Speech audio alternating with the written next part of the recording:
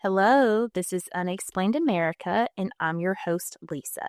And thank you so much for joining me this week this is part 2 of the Night Stalker, aka Richard Ramirez, the serial killer. So, quick business. You can follow Unexplained America on Facebook, Instagram, TikTok.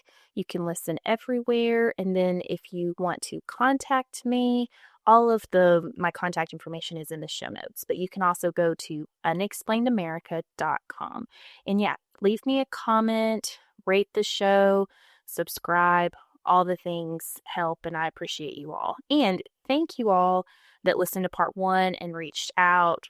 That really, makes my day when I hear from you guys. So I really appreciate that you listen and that you enjoyed the deep dive, because part 1 was a very deep dive. And like I said, this is part 2. So this is a lot to get through. This is going to be a 3-parter just because I didn't want to deep dive into certain aspects and then glaze over, the trial and aftermath and such. So today we're going to start where we left and then go through to the point where, Richard is arrested. So we will get started. So where we left off in part 1 was on March 17th, 1985. It was St. Patrick's Day. I believe it was a Sunday.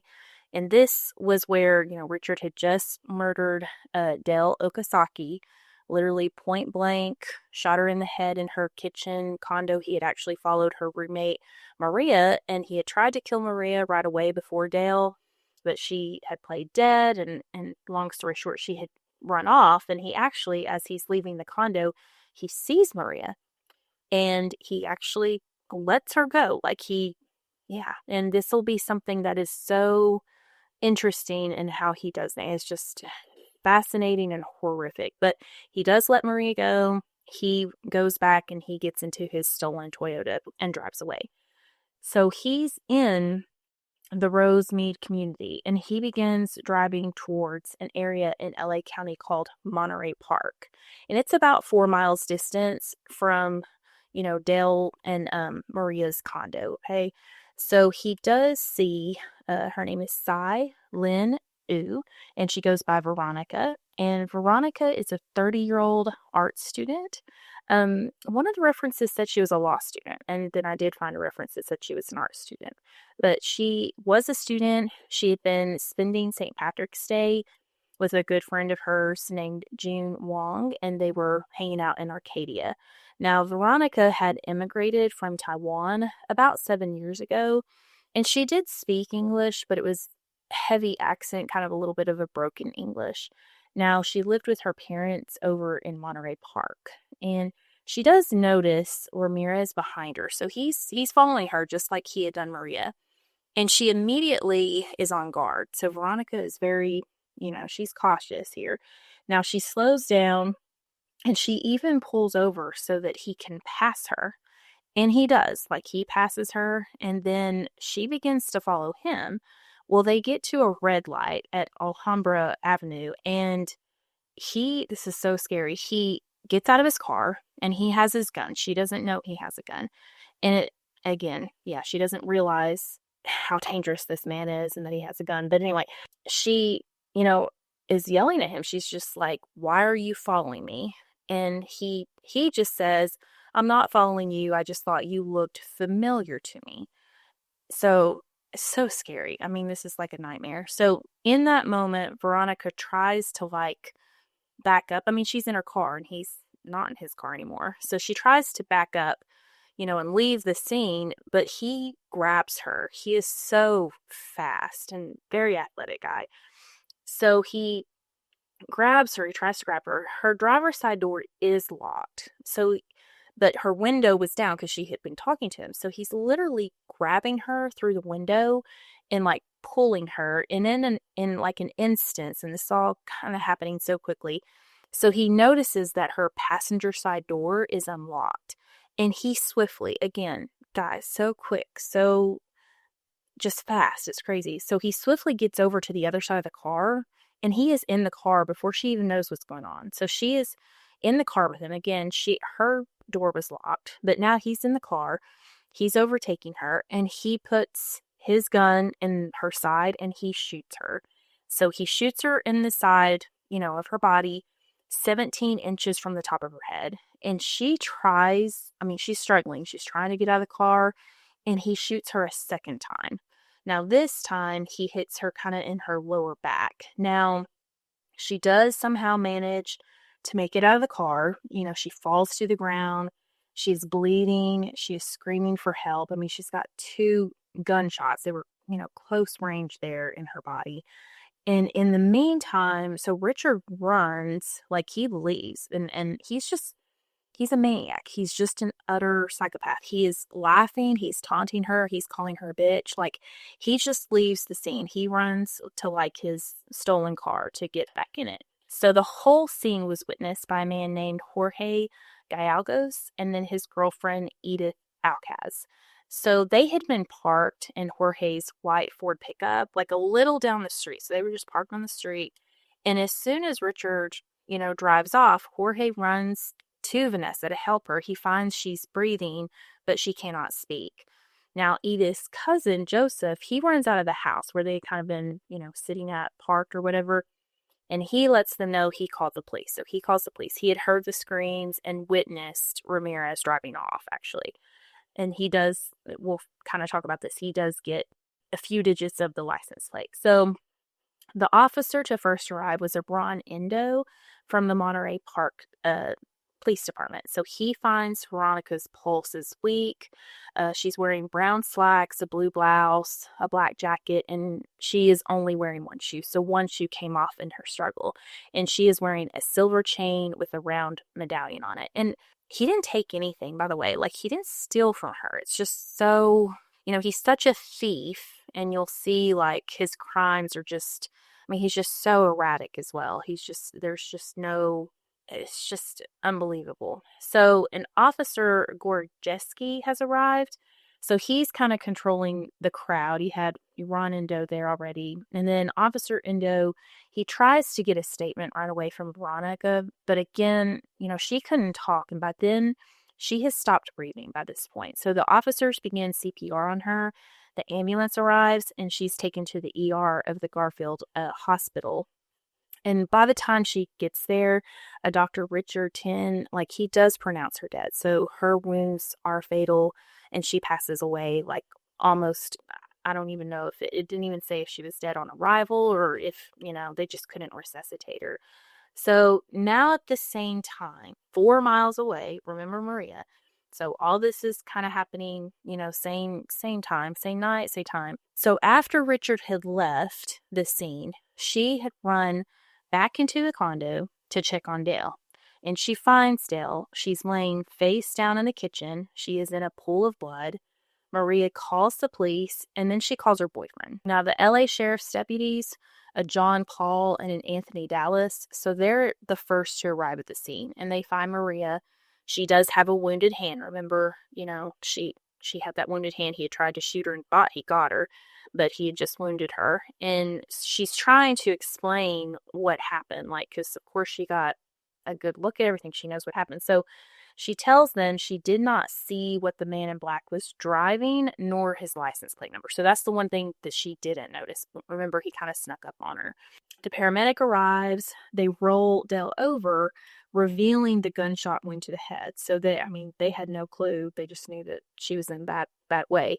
They do try to resuscitate her, but cannot. She is pronounced deceased at the scene. So more deputies arrive. They seal off the scene with crime tape, and they call for homicide. Now, Maria is taken to the Beverly Hospital. She's got that wound. So Detective Gil Carrillo, so he is the homicide detective on call. He is a large guy. He's like 6'4", 280. He is young. He's only 34 years old. He is literally the youngest detective with the department out of 60 detectives. And a little background on Gil. So he is married. He has a wife, Pearl. He has 3 kids, which 2 are girls, and he has 1 boy. He came from a very close-knit family, a very large family. He had fought in the Vietnam War. during the height of the Tet Offensive, and he won a Medal of Valor, a Bronze Star. He had actually gone to college and was one of the first in his family to earn a degree. And by this time in his career, so he had made it, this was like a huge deal, especially at this time, to be in the homicide department of the LA County Sheriff's Office. It was huge, and he was the youngest, and this was just a huge thing for him, like something that he had really aspired to. And by this time, this is crazy, he had worked 300 murder cases. Like, I didn't realize that. That is crazy. So this department, again, they have 60 detectives, and Gil, as young as he is, the youngest, has worked 300 cases. I mean, that's scary. The crime there was unreal. Like, it's hard to imagine. So Gil gets to the scene. He's there by midnight. So he walks to the back, like he's looking around at everything. He's in the garage, and he notes a dark blue AC/DC hat that's left on the ground. He notes also there's blood on the east wall in the garage. He notes that in the garage, he finds a set of keys and a brown leather pocketbook, just like laying there where that blood was. He goes through, he works the whole crime scene with his partner, which is a Sergeant Jen Mercer, and they have the whole crime lab department come through. They have photographers and they have criminalists, they call them. They're dusting for fingerprints. They're looking around at everything. Now, at first glance, Gil, in his mind, okay, he's trying to take in the scene. He's getting an idea, and he's like, maybe this was some kind of love triangle. Like, he's like, okay, maybe something happened. That's where he's going with this. Now, again, nothing from this scene was stolen or missing. Like, nothing appeared to be stolen or missing, and nothing was. They canvassed, of course, the neighborhood. They talked to the neighbors, and the neighbors heard nothing. They did not hear gunshots. They did not hear anything. And really, like, he did note that a .22 caliber doesn't make that much noise. And again, it was one shot. Like, now he did fire a shot in the garage. So he did shoot the gun twice, but still, like, nobody heard anything. So very, very crazy to think about. Now, there is a William Rainey that shows up. He's with the medical examiner's office. So he is the person who pronounces Dale as deceased, and he does have her body removed and sent for autopsy. So while Gil is at, the scene, Maria's mom actually shows up to get a few things for her, and she sees Gil, and she's like looking at him. She recognizes him. So she knew him because she had lived 3 doors down from his parents in kind of an LA community called Pico Rivera. Now, Gil's mom was actually Maria's godmother, so that's how close the family was.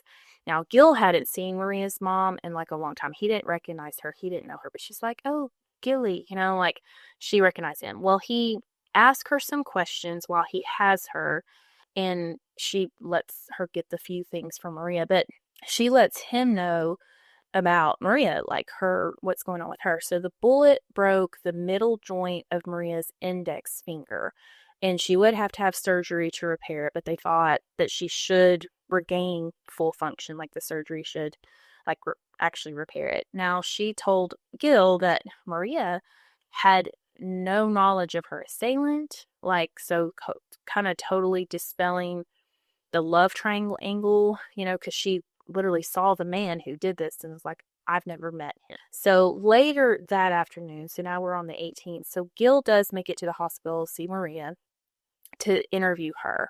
And she said that her and Dale had 0 enemies or mad ex-boyfriends. Like, they hadn't received any weird phone calls. Like, nothing out of the ordinary had been happening. He's like, okay. And he asked Maria, he's like, do you, is this AC/DC hat belong to either of you guys? Like, is it yours? And she said no. So then he knows that it is the assailant's. So she did let Gil know that she saw the man's face clearly, and they discussed that he would get a police sketch artist to come see her.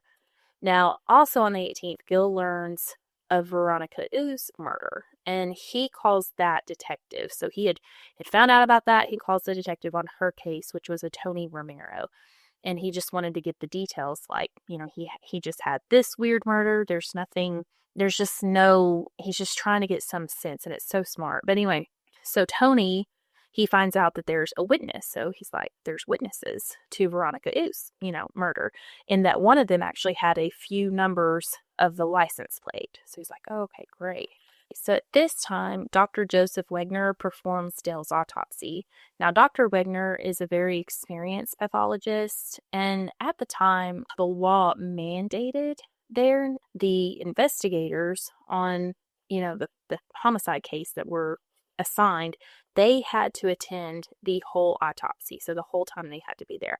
So both Gill and Mercer were present during the autopsy, and the autopsy took around 72 minutes, so a little over an hour. So Dr. Wegner found the .22 bullet, and he did note there was massive damage to Dale's brain, and the bullet itself, that .22 bullet, was damaged from the impact of her skull. So keep that in mind. Now, based on Dr. Wegner's notes about the trajectory and then the bullet straight to the head, Gill and Maria had stated the man in black kind of held the gun towards her, like in combat position. So they felt like Gill was like, maybe this killer is retired military or law enforcement. Like, he knew how to hold a gun, and he did it so in a certain style. Now, he did believe also that due to the randomness of the killing, that this killer would definitely continue to kill. Like, Gill's getting just this feeling. He's like, this guy, this is weird. This is super random, and this is going to keep happening. By this time, the composite, which I will share, that Maria had helped the sketch artist, which was ready. So Gill did think that whenever he saw the sketch, it favored kind of another sketch that had been done previously by an attempted abduction in Montebello. So he's thinking, okay, this looks familiar. He pulled that case up and sure enough found similarities in that abduction case. And again, it was attempted. So he began going through other sex crimes in the area. So he's just really looking for any tie. And he's looking at this file and looking at the work that the detectives did. Like, they were definitely experienced. Like, you can definitely tell from other cases that I've researched. Look, there is a difference. They knew what to do. They had a protocol and they were doing it. And Gill was very good. So a Dr. Susan Sealer, so she completes Veronica's autopsy. Now, Detective Tony Romero and his partner were present for that, and they were questioning motives. Like, they were like, nothing was stolen off Veronica. It's like, no, it seemed random as well. Now, later in the day of the autopsy, the ballistics came back and ruled the slugs from both Dale and Veronica were more likely the same gun, but they couldn't be 100% sure about that because the slug, remember, that went into Dale's head was far too damaged to get like a complete ballistics match. Gill decides to seek out help from someone very experienced, a Sergeant Frank Salerno. Now, Frank, quote unquote, from Gill was the absolute best. So Frank had become famous from working the Hillside Strangler case.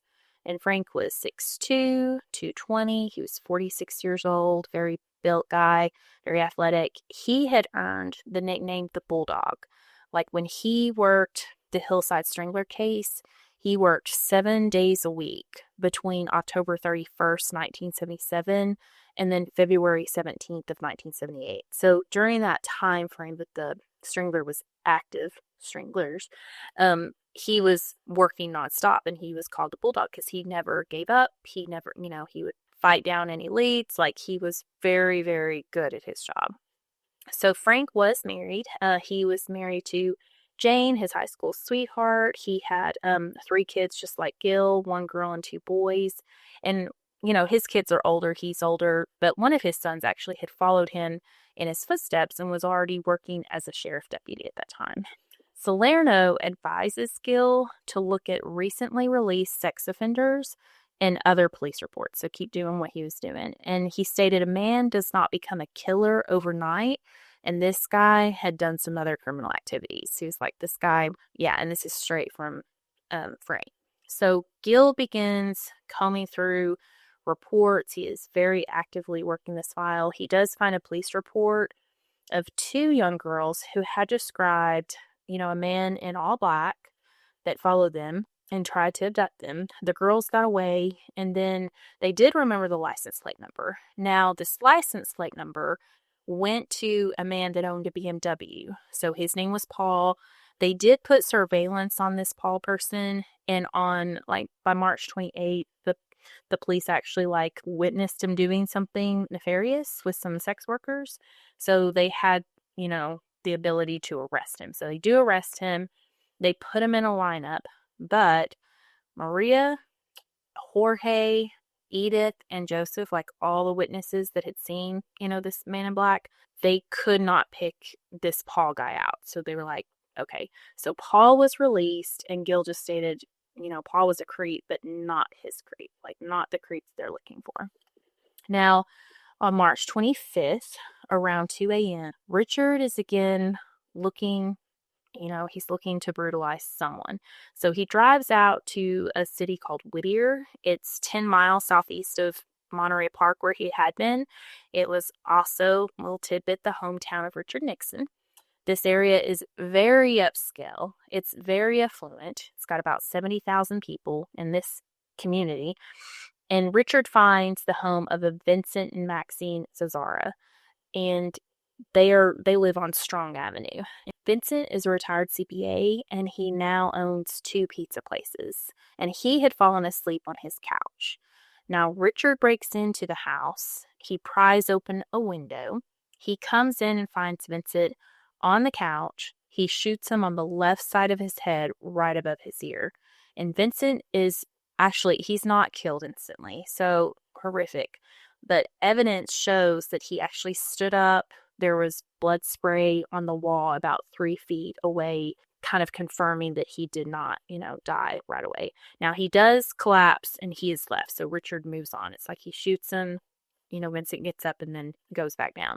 Now, Richard goes into the master bedroom. And again, all of this is going to be horrendous, especially towards the women in these cases. It's awful. So Richard goes into the master bedroom, and he ties up Maxine with a necktie. He ties her hands behind her back, and then he gags her. Now, Richard begins to look around the room for items to take, but he had actually burglarized the Zazzaras before. This was not his first time in their home. He had actually stolen from them before. Now, after he had actually burglarized them before, they had purchased a shotgun. So Maxine, she knows about the shotgun. She gets loose of her tie, so he didn't really do a great job of tying. I will note that. But she goes for the shotgun. She knows it's under the bed. So, unfortunately, what Maxine didn't know is that Vincent had actually taken the bullets out of the shotgun for safety purposes because they have grandkids and they had been visiting. Now, Maxine goes to pull the trigger on Richard, but it's empty. The gun is empty. Richard is enraged that she tried to shoot him. He is angry. He shoots her 3 times, and then he beats her. He proceeds to beat her. He is so mad, he takes a knife. He has a knife. He makes a deep cross in her chest, in her left side. And then he cuts her eyelids and removes her eyeballs. He finds a little jewelry box, and he puts her eyeballs in there. And then he takes it with him like a souvenir. On top of shooting her, so he did kill her when he shot her, but he shoots her, he beats her, he removes the eyeballs, and then he proceeded to stab her in the stomach, throat, and pubic area. He was so angry. Before leaving the house, he steals a video camera, a VCR, jewelry, watches, both their wedding bands are removed, and then he takes that shotgun. However, he takes all that, and of course, this is the second time he's burglarized these people. He does miss a very valuable coin collection, and then they actually had a safe in their home, so he didn't even, he didn't know about that. He didn't look that closely. He does, and the safe is filled with cash and other items, so he does miss out on that. By 8:45 that same day, and this is, in the evening, around 18 hours later, so the manager of one of the pizza places, it was the store that the Zazzaras had in Whittier. His name is Bruno Francisco Polo. So he stops at the Zazaras. So he came by to drop receipts and such from the day's business. And this was normal. This was what he always did. Now he notices the front door is ajar and the screen door unlocked. But he doesn't go in. Like, he didn't see anything else, so he just drops his envelope in the mail slot and he leaves. Now, the next day, and after calling the Zazaras and not hearing from them at all, he's now worried. Like, he's like, this is not normal. So he asked another one of the employees to go over to the house with him and check on things. And they go in separate vehicles, so they drive themselves. So Bruno rings the bell and walks in, and he finds Vincent covered in blood. He immediately runs out and gets in his truck and starts to drive. Like, he's in shock. Like, he just can't believe what he's found. So the other guy, he shows up in his car, and they get out of the car, and Bruno tells him what he found, and he doesn't believe him. So then they go in and he sees it and he's shocked as well. So they run over to a neighbor's house. They call the Zazara's son, Peter, and then they call 911. Now, the first to arrive is a firefighter named Carl Allen, who he sees what's going on, and he calls the LA Sheriff's Office, and he calls the deputy, Paul Archibald. So he starts to, secure this scene, and then more deputies arrive. The neighbors are gathering. Peter arrives. The two homicide detectives that are put on this case are a Russ Eulith and then a Joe Smith. So they arrive at the scene, and they find at the back of the house, like when they're going through the scene, they find a shoe print on a garbage can lid, which is on the back patio. And it's a very clear print. They find more shoe prints in the Zazara's flower bed. There are actually like two sets in the flower bed, but one set matched Vincent's. So it was like his shoes from Gardener or whatever. So they do find the pry marks on the window where Richard went in on the east side of the home, and then they find more shoe prints under that window. So they take photographs. Of course, they do the fingerprinting. They don't find any prints or whatever, but they do dust for prints, and then they get plaster cast of all the shoe prints. Now, the medical examiner's office, they arrive, and of course, find the couple deceased, and on examination of Maxine, they confirm her eyes were taken. And this was a very rare occurrence. They had really, so now these two detectives are like, this doesn't happen. And to say it's a rare occurrence was really, obviously we've talked about this already, a lot of murder happens in LA County. So these guys are seasoned, they see a lot of crazy. So evidently they have had cases where the eyes were taken, but it was very rare. And so now they're like, this is more than just a break-in type situation. Now, the detectives could not see at this time early on any connections to any other crimes. There were additionally 0 leads so no one could think of anyone that would do such a thing to Zara's. They just couldn't think of anyone. Okay, so all they knew about their killer was that he wore a size 11.5 men's Abia tennis shoe and was running around with Maxine's eyeballs. That's all they knew. And this is absolutely horrendous and awful, for Peter. He was just devastated.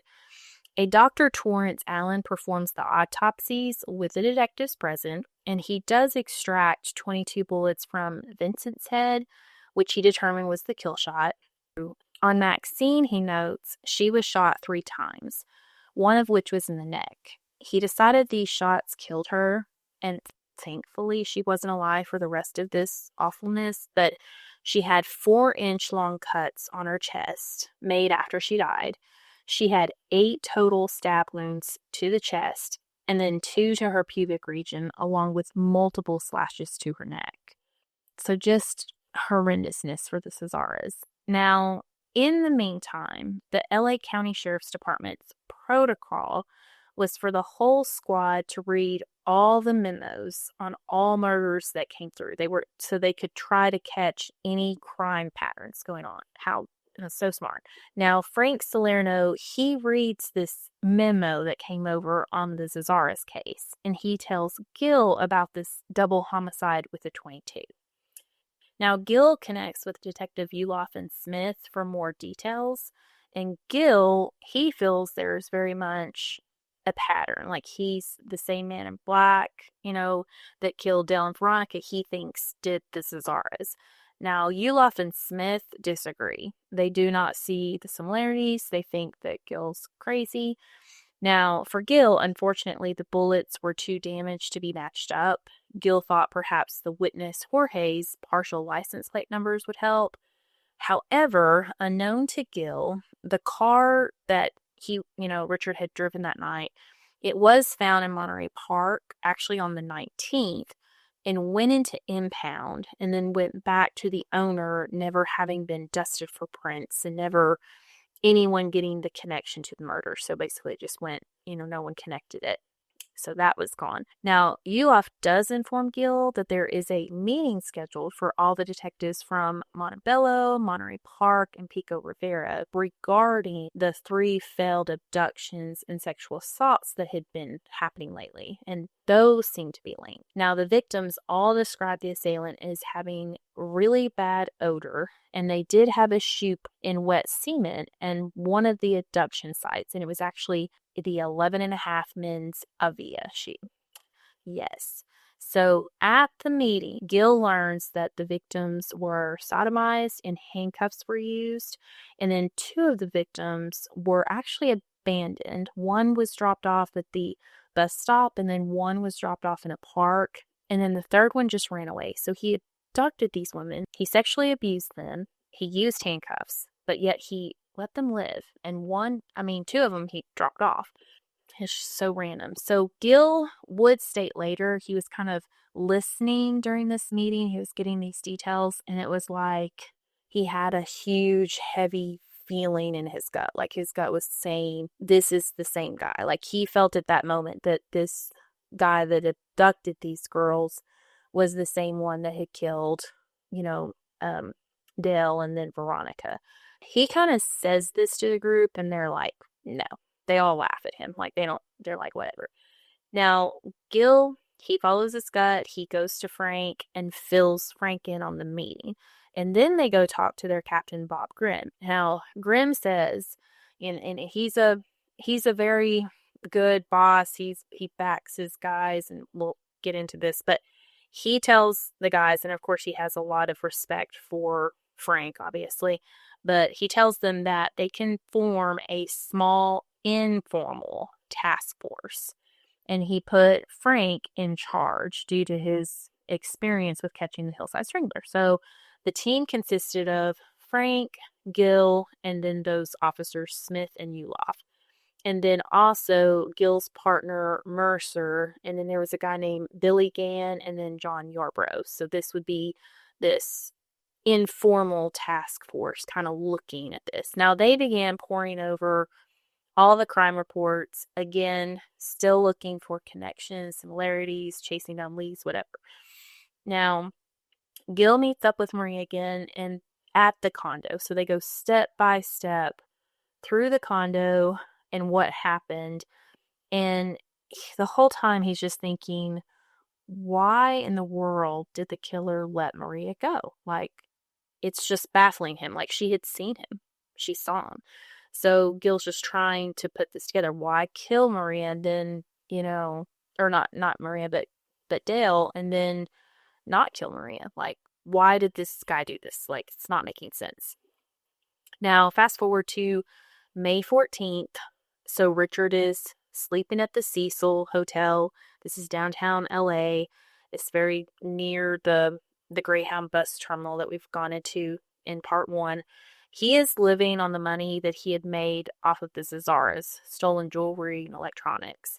He had, by this time, purchased a police scanner from Radio Shack so that he could actually listen whenever he stole cars, and he could listen in on any police activity. That night on the 14th, he is driving around with the scanner. He's in another stolen car.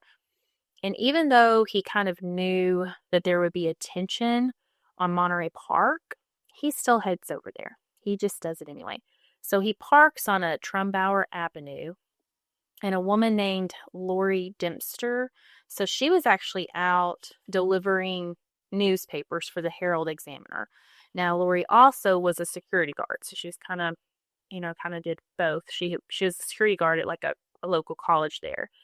And so she's kind of, one of those people that noticed stuff. She noticed stuff. So she does see Richard, and he looks super suspicious to her. And she'll note that later. He had very, very scary eyes. Lori watches him for a moment, but then she keeps driving, delivering her newspapers. Now, Richard gets out of the car, and he approaches the home of William Doy. And William goes by Bill, and his wife, Lillian. So Bill is 66 years old. He was born in California, but he is of Japanese descent. And in World War II, he was actually put in an Arizona relocation camp. But afterwards, when he got out, he did join the Army, and he had a very distinguished, service record. Now, after the Army, his time in the Army, he then went on to Northwestern University, and after college, he worked his way up the corporate ladder to become an international sales manager for a company called Santa Fe Trails Trucking Company. So he had actually just retired and had purchased like a minivan, and so that he and Lillian could travel together. And Lillian was 43. Now, Bill had just recovered a couple years ago from a heart attack, and then Lillian had had a stroke, and it was bad enough to where she was now bound to a wheelchair, so she was not mobile. Now, even though she's in the wheelchair, they were both super excited about traveling. They were looking forward to just traveling across the country, and him being retired. Now, Richard, he has with him the .22 revolver. So he has it with him, but now he had kind of gotten rid of the one that he had, and now he has a silver-plated .22 automatic with him. Now, that night, it was raining. It was around 65 degrees, and Richard enters the Doy home via the back of the house, where he finds a window open. Now, it does have a screen, so he had to, cut away and remove the screen. Now, Richard finds Bill in his room, he has a different room from Lillian, and Richard chambers the bullet, which made a very distinct noise, and especially in, the quiet of the night, and Bill heard it, and he awoke immediately to this sound, and he went right away, starts to reach right away for his gun. He has a 9mm handgun close by. Now, seeing this, Richard quickly shoots him, and the bullet hits right above Bill's upper lip, and it goes through his tongue. Now, it does not kill Bill, but the bullet is lodged in the back of his throat, and it has caused huge damage. So, to where, Bill can't talk or even react, it has caused damage. And he is conscious. He is alive, but he is damaged, and blood is gushing out of his mouth. Now, Richard goes to shoot Bill again and take a second shot at him, but his gun jams.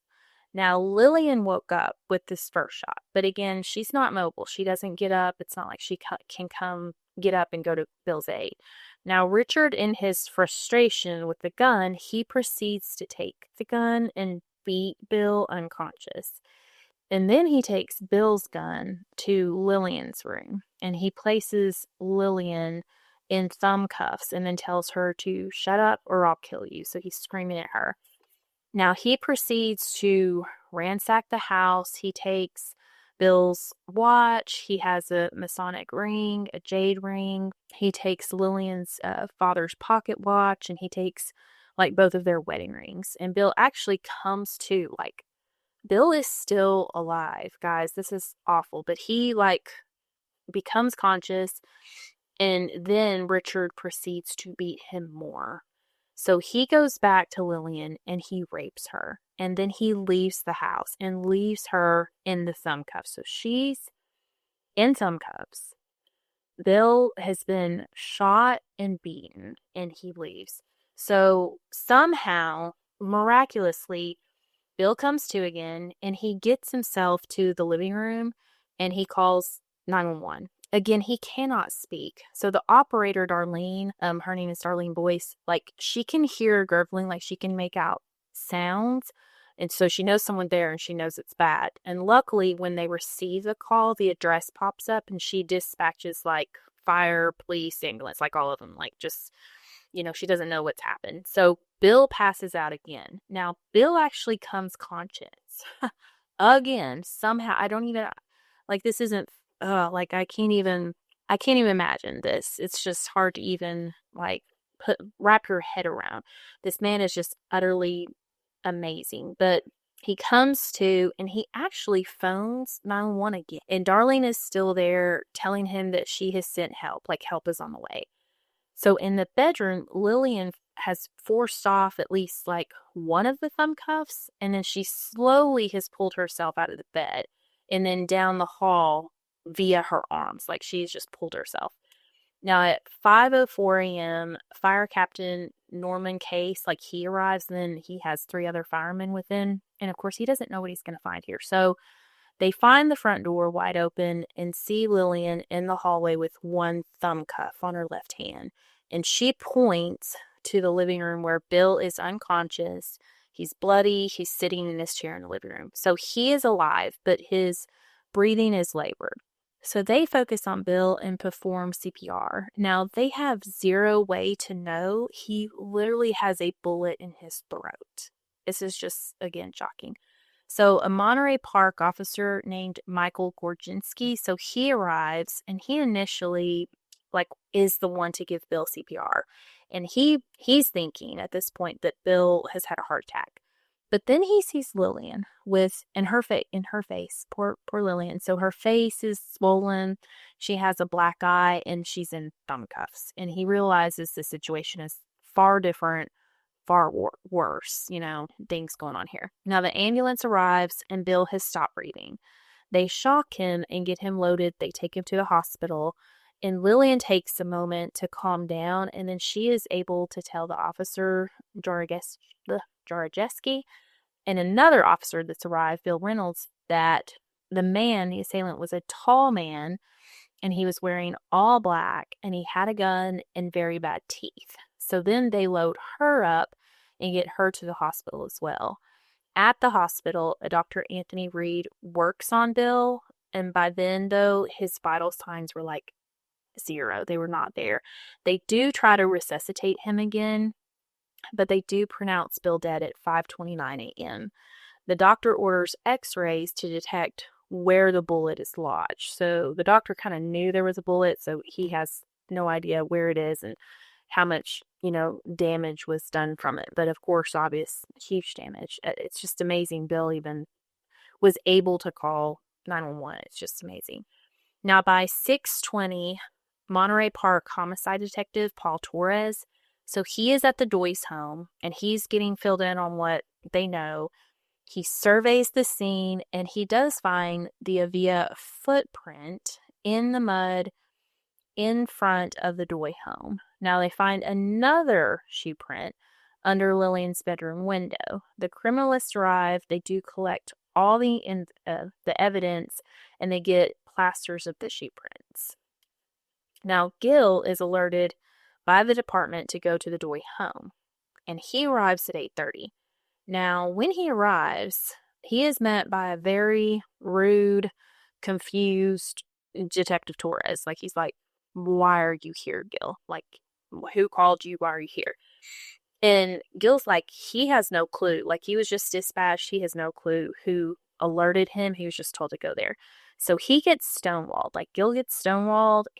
They don't give him any information. They will not share any information with him. And even later in the day, Frank tries to get information out of the Monterey Park, detective, and they are like, no, like, this is our turf, like, stay off us. So that drives me crazy. But anyway, it was just very territorial then. So Gil never knew, again, who summoned him. He just knew he's frustrated, he's mad, so he's waiting for the report to come over so he can get the info, so he can see himself, the similarities or whatever.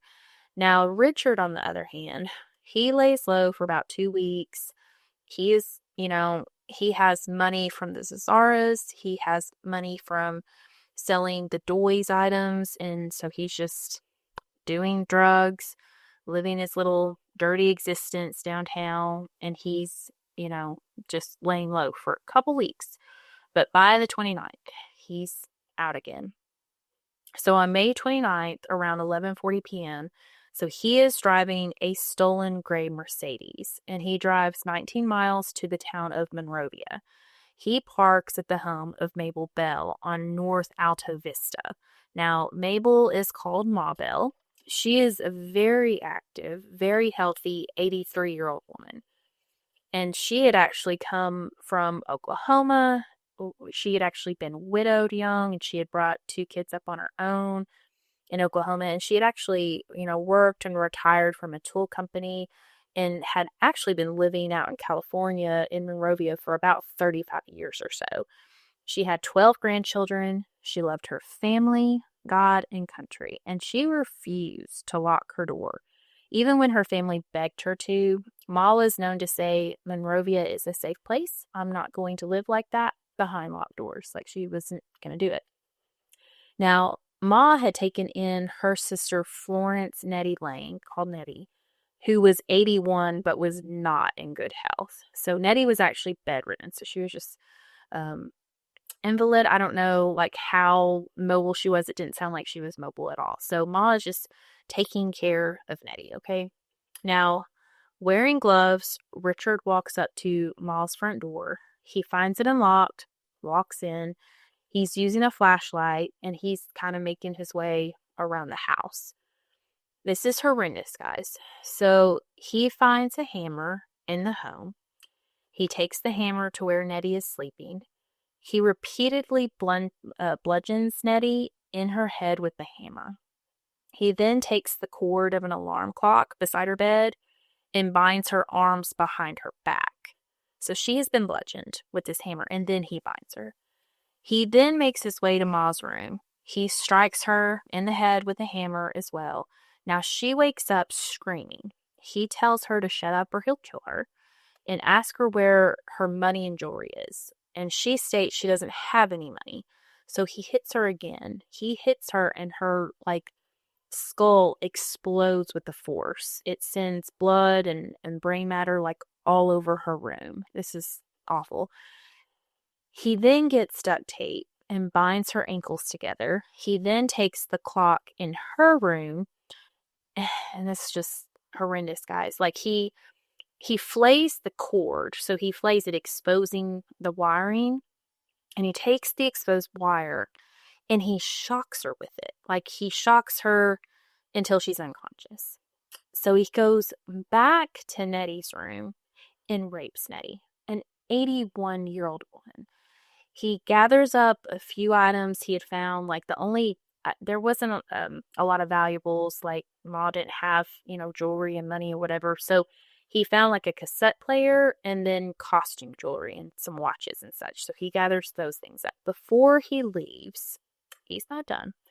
He takes red lipstick from Ma's room and he draws a pentagram on the back of Ma's thigh and then another above her head on the wall. He then draws another pentagram on Nettie's wall in her room. He eats a banana. He drinks a Mountain Dew and a Coke. He urinates. Doesn't flush, obviously. Grabs the items and had loaded them into a bloody pillowcase. One of their pillowcases. It's just so brutal. It's just so senseless. It's disgusting. And then the same person just let Maria live. And then, of course, he let Lillian live. It just makes no sense. And he's just awful.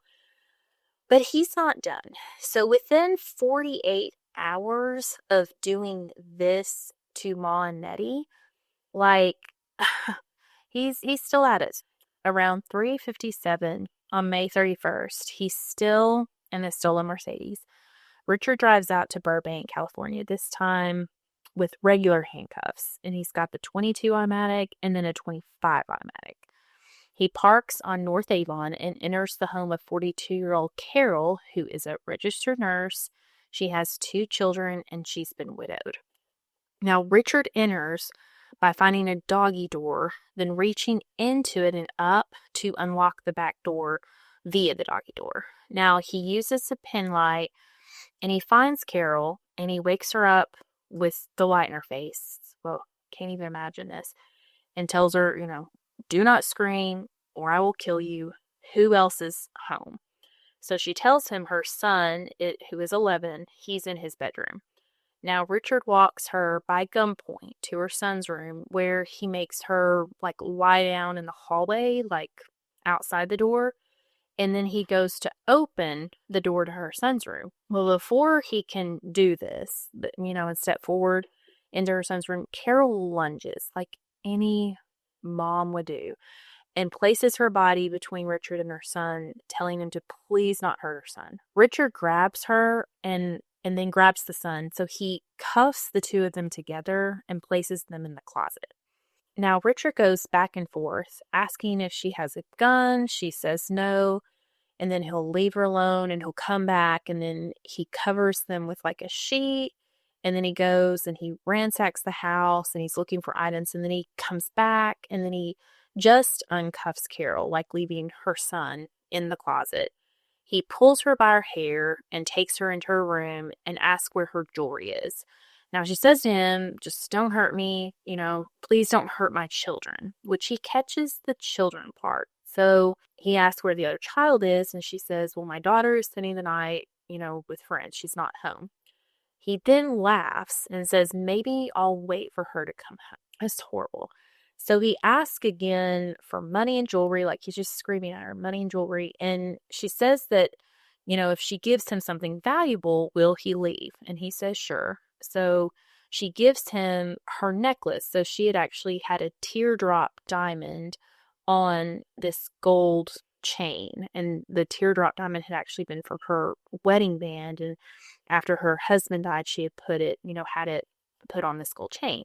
So after this, he ties her hands behind her back with pantyhose. He covers her head. So he continues to look and yelling at her. He's continuing to look and screaming at her for money. She's like, I don't have any money. She's like, my husband died in a plane crash 6 years ago. This is, don't hurt me. And because he's screaming at her, he's like, this is a nice house. Where, he's just screaming. So she's just trying to get him out of there. Well, Richard then rips her nightgown off. He forces her to perform sex acts on him, and then he does rape her.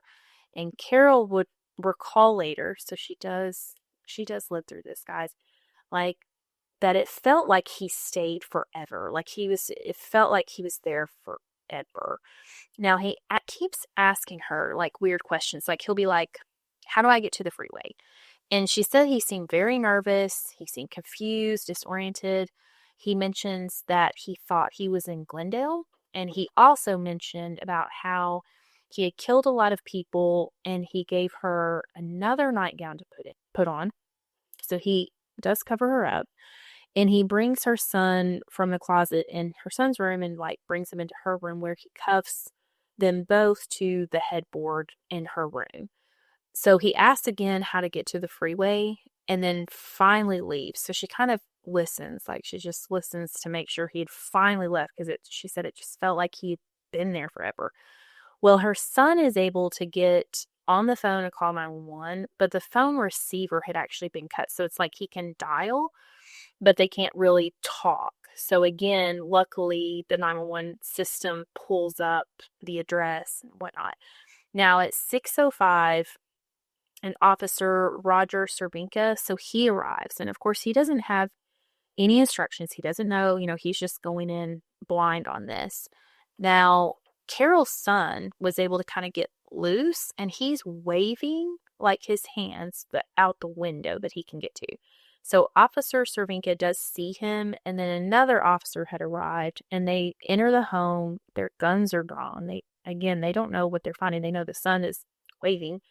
They find Carol and the son and they tell the officers what happened, and they find where the assailant literally left the handcuff key on the mantle in the living room. So he leaves the handcuff key for them. Now they're able to get, them unlocked because they have the key, and they take Carol to the hospital for the rape kit to be done. Now the police and the criminalists, they come, they work the scene. They don't find any fingerprints, but they do have the handcuffs as evidence. So that was the evidence that was left. Now, Carol does work with the police sketch artist because she saw him. I mean, he's leaving these people. It's like he has no fear, and it's like he's very concerned about some things, like he doesn't leave fingerprints or whatever, but it's like he leaves his face.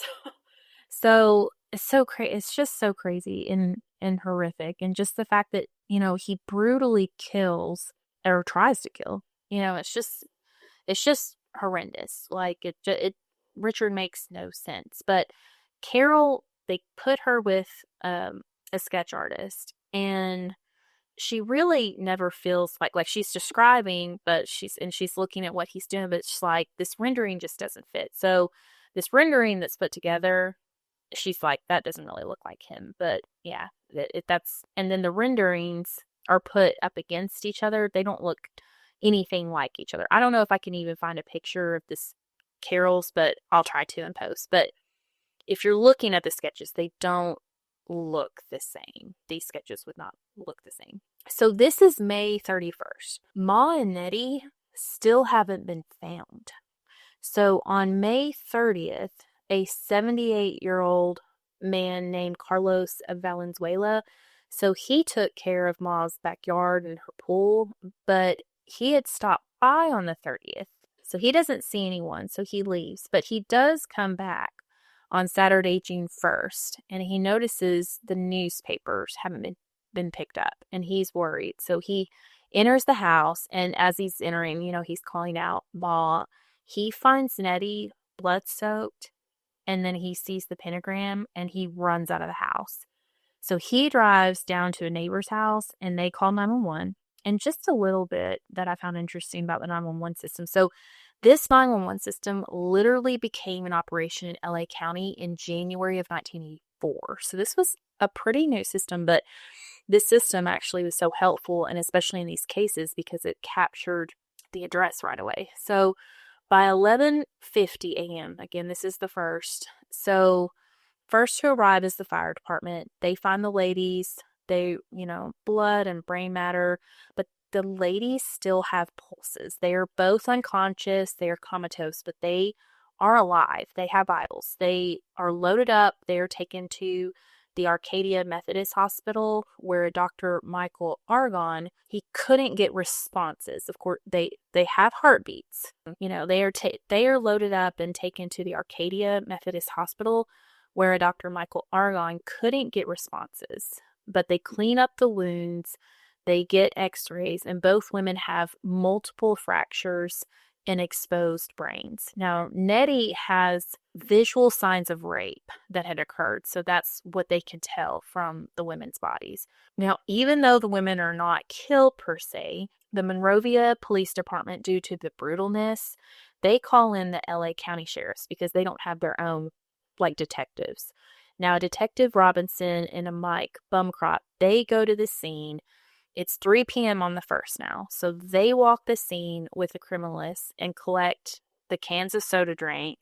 They collect the banana peel. They collect the urine Richard left. They also find a footprint left in blood. Now, both women were not coherent, so they couldn't interview, them. Now, Gil hears about this attack in the pentagrams, and he's discussing this with Frank, and they're kind of confused because he's like, well, our assailant, he's never drawn a pentagram before, but both detectives are kind of like, is it him? Is it not him? They're really not sure at all. Now, a few days later, Richard is back. He is cruising in a stolen Toyota. He makes his way off the freeway to an area called Pico Rivera. This is actually where Gil is from. Now, and where his mom still lives. Now, he parks at the home of a John and Susan Rodriguez. Now, John is actually a deputy in the LA County Sheriff's Department, and he knew all about Gil's case. Like, he wasn't, of course, on the task force, but he knew about what was going on. He knew about the other cases. And he's a sheriff, like, he's kind of diligent. Well, John had gone to bed at 10, but his wife Susan had stayed up to watch the late news and then had fallen asleep on the couch. Now, Richard is creeping around looking for entry, and he finds a window in the dining room that is unlocked, and he removes the screen, but the window won't budge. And so he's then takes like a screwdriver and begins to pry like the window open. And so at this point, he does hear Susan, like, this wakes Susan up. She cries out to John, and Richard can hear this, cries out to John about the window being open. She said, John, did you open the window? He wakes up. John is shouting back about the window. He's like, no, you can't open that window. It's painted shut.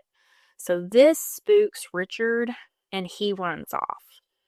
But what he leaves is another shoe print, one of his 11 and a half avia tennis shoe print. Now, at 4 a.m., Gil gets a call from an officer stating that they have another shoe print for him, on a break-in in one of the deputy's house, like John's house. So Gil tells the officer to guard the imprint with his life. So Gil arrives at the scene. The officer takes him there. The officer is like fearing it's going to rain. So he had actually placed a box over the shoe imprint. Gil examines it, and he's like, wow, this was our guy. This is the same shoe print. Now, Richard, however, he's on a rampage. He is, I guess, frustrated by the events that happened at the Rodriguez house. So he makes his way over to an area called Eagle Rock, which is where he actually tries to abduct a girl. But a neighbor in a nearby apartment hears the screaming from the girl. He hears her calling for help, and he actually runs away from the scene. Richard does. Like, he's scared off. So he runs, he races towards the freeway, and by now it's like daytime. Like, this is not his usual. He is completely, on this day, he is completely unhinged. So on his way to the freeway, he turns, he runs a red light, and an LAPD motorcycle cop, actually named John Starvos, chases him down. Now, during the chase, Richard throws a gun, which they don't see. He throws a gun and pot out the window. Now, figuring if the cops do catch up with him, all he'll get him on is a stolen car. Now, Starvos pulls him over. He asks for his license, registration, and Richard is fully compliant. But he tells him that he left his registration and such at home. Now, Starvos then asks him for his name and address so that he can phone it in to his office. Now, Richard gives him a fake name and a downtown address. Now, Starvos goes to phone this in to his people. And at the same time, over his radio comes the info about the abductor, that just, is on the loose. And it was a Mexican man with black hair. And Richard can hear this as well. So he's like, he's got to run. So Starvos asks Richard, like, he's like, you're not by some chance this guy that tried to abduct, someone. And Richard's like, no, man, they need to find this dude. I have a wife. Like, he's just playing it. And because Starvos literally like, you're not this guy, are you? Like, really? So Richard gets Starvos preoccupied, and then he makes a run for it. So Starvos tries to chase him down, but Richard is fast. He literally vaults a 10-foot fence and runs through several yards and alleys, and he gets on a bus, so he leaves. Now, the officer does find a black wallet with $100 in it. It has a dental appointment card with a dentist, a Dr. Peter Lung, on it, and he also finds the car is stolen, and so he has it impounded. He doesn't think to get a finger, print criminalist over there or anything, but even though the car is stolen, it's a felony, but they didn't, and the suspect ran, so they just don't think to fingerprint the car. Now, Gil and Salerno, they get this report about this Eagle Rock abduction, and then the suspect pullover that had, stolen the Toyota and such. So they get this, and they try to talk to Starvos, but they find out that he's off work that day, so they can't get any more details. They try to get details from the LAPD, but they wouldn't let them see or know anything about what was left in the car. Okay, so they don't know anything. There were certain protocols, and they just wouldn't release the information, which makes sense. But yeah, they were like, no, we can't tell you. They did say they told Gil that they would get the car fingerprinted. Now, Gil and Frank, they go to Captain Grin because they're frustrated about not getting this information from LAPD. Well, he gets on the phone and with them and LAPD and still doesn't get any more information. So he's upset too. Now, he does get with a criminalist named Jerry Burke. So he's working on finding out all that he can about this avia aerobic tennis shoe, the 11.5. So Jerry is working this. Now, additionally, at this time, so Gil and Frank's existing partners, like one of them is taking medical leave and one of them was going on vacation. So Frank takes this opportunity to go ahead and just get Gil to be his partner. And of course, Gil's like, yeah, he's ecstatic. So now they're actually partners. And then also in this task force and working, this angle. Now, June does produce some murders that Gil and Frank work. So they're working other cases. They're just working. And it also proves to be the hottest summer in the past 100 years. So this is June of 1985. In the meantime, Richard kind of calms down. He was, this whole Eagle Rock situation, obviously, like, he was not his normal. So he calms down in June. But by July 2nd, he is out again. And he is back in a stolen Toyota. I guess he likes Toyotas because that seems to be his thing. Now, he drives to the community of Arcadia, which is about 10 miles from Monterey Park area. Now, Arcadia was a very beautiful residential community. It was very close to the San Gabriel Mountains. Like, it's just a very beautiful place. And if you're noticing, he is choosing these communities because he thinks these people have money. He's looking to rob them or whatever. Now, he parks his car, and he finds the house of a Mary Louise Cannon. And she lives on Haven Street. Now, Mary Louise was a 75-year-old widow who lived alone, and she had a very nice beige ranch-style home. Now, her late husband, Daryl, had actually owned and operated their own business. He had trained horses. She had kept the books. They had made a very nice living for themselves. She had survived 2 bouts of cancer, and she was a very strong, independent, woman. She fiercely loved her grandchildren, and she had been looking forward to, like, she had a trip booked to Australia, and she was taking it with her, like, senior citizen group that she was involved in. So she was really looking forward to that. Now, Richard enters Mary's home via a front right window. So he removes the screen. He slips in. He's using his pen light, like his usual stuff. He's making his way through the house. Now, he finds Mary alone in the home, and in her bedroom, he picks up a heavy milk white vase, and it's like a lamp, and savagely beats her in the head with it. She wakes up screaming, and then using his fist, he proceeds to beat her and chokes her until she's unconscious. Now, he then goes to the kitchen, and he grabs a 10-inch long butcher knife, and he plunges it in her neck. He twists and turns it and repeatedly cuts her. So he washes himself off and then ransacks her home and steals anything of value that he can grab. Now, Frank and Christine Starrich, so they live next door to Mary. They had been neighbors with Mary and friends for like the last 25 years. They had actually watched over Mary. They would do little chores for her, help her with stuff. I mean, they were just very neighborly, friendly, with her. Now, around 8:20 that morning, Christine is out. She's in her garden, and she kind of notices the screen off the window at Mary's house. Now, Christine asks Frank to fix it. He goes to fix it and finds the latch like it's bent, which was weird. It's kind of bent. He's like, that doesn't make sense. So he fixes the screen and he bangs it back into place. And Mary doesn't, make a noise. Like, there's no activity from Mary's house. So he goes back to Christine, who asks, like, hey, did you talk to Mary? And he's like, no. So Christine walks over and notices the newspaper is not picked up. Now, they have keys to Mary's house.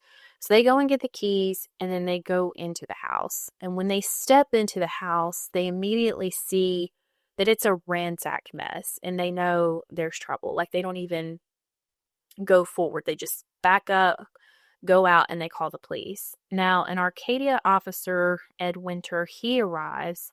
They walk into the home together, calling out for Mary, and then Ed goes in first and finds Mary and finds that she's brutally murdered. And so he backs up and gets the Starches out of the house and secures the scene. So the Arcadia, they don't have their own detective department or anything, homicide department, so they utilize the LA County Sheriff's Office. So actually, Gil and Frank are called on this.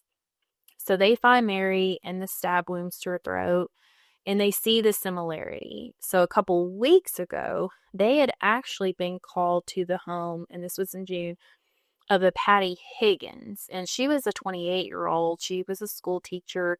She had been brutally stabbed just like Mary in her home, and her home was ransacked, and she also lived there in Arcadia.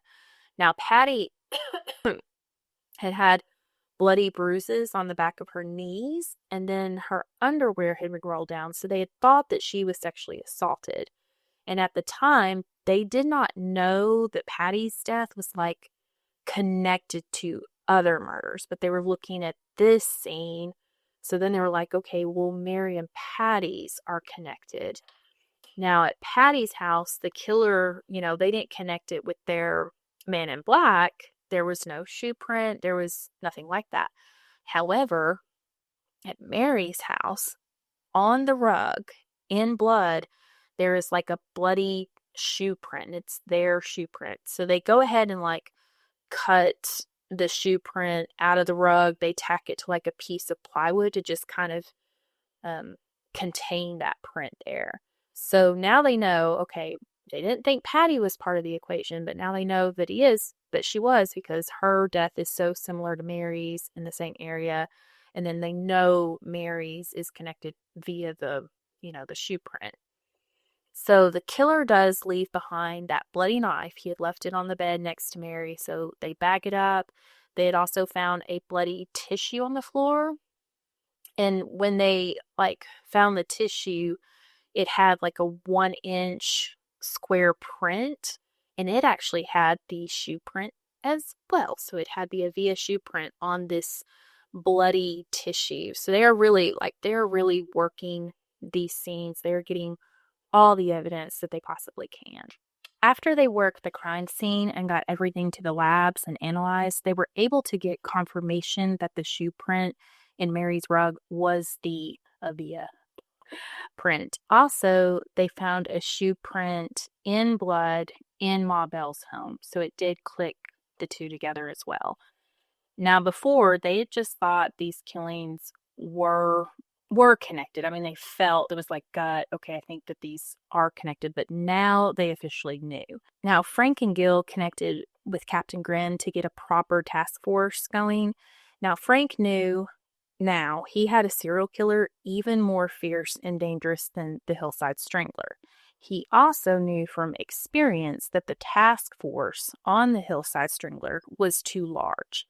They had up to 124 detectives working that, task force. He decided this task force would be lean, mean, and get things done. That's what he wanted. Now, Jerry Burke was going to travel to Oregon to meet with the developer and designer of the Avia aerobic shoe, and his name was Jerry Stubblefield. And Frank had detectives working every aspect of these cases. They knew this person was tall, dark hair, wore all black, had bad teeth, had a real bad body odor, wore the Avia shoe size 11.5. He stole cars, abducted and sexually assaulted women. He used guns and knives, and he was not going to stop until they stopped him. So Richard, by this time, is aware that he's being looked for. He has his police scanner. He's driving around, and he's prowling, and he's hearing them call the killer the Valley Intruder. So that's what they're calling him.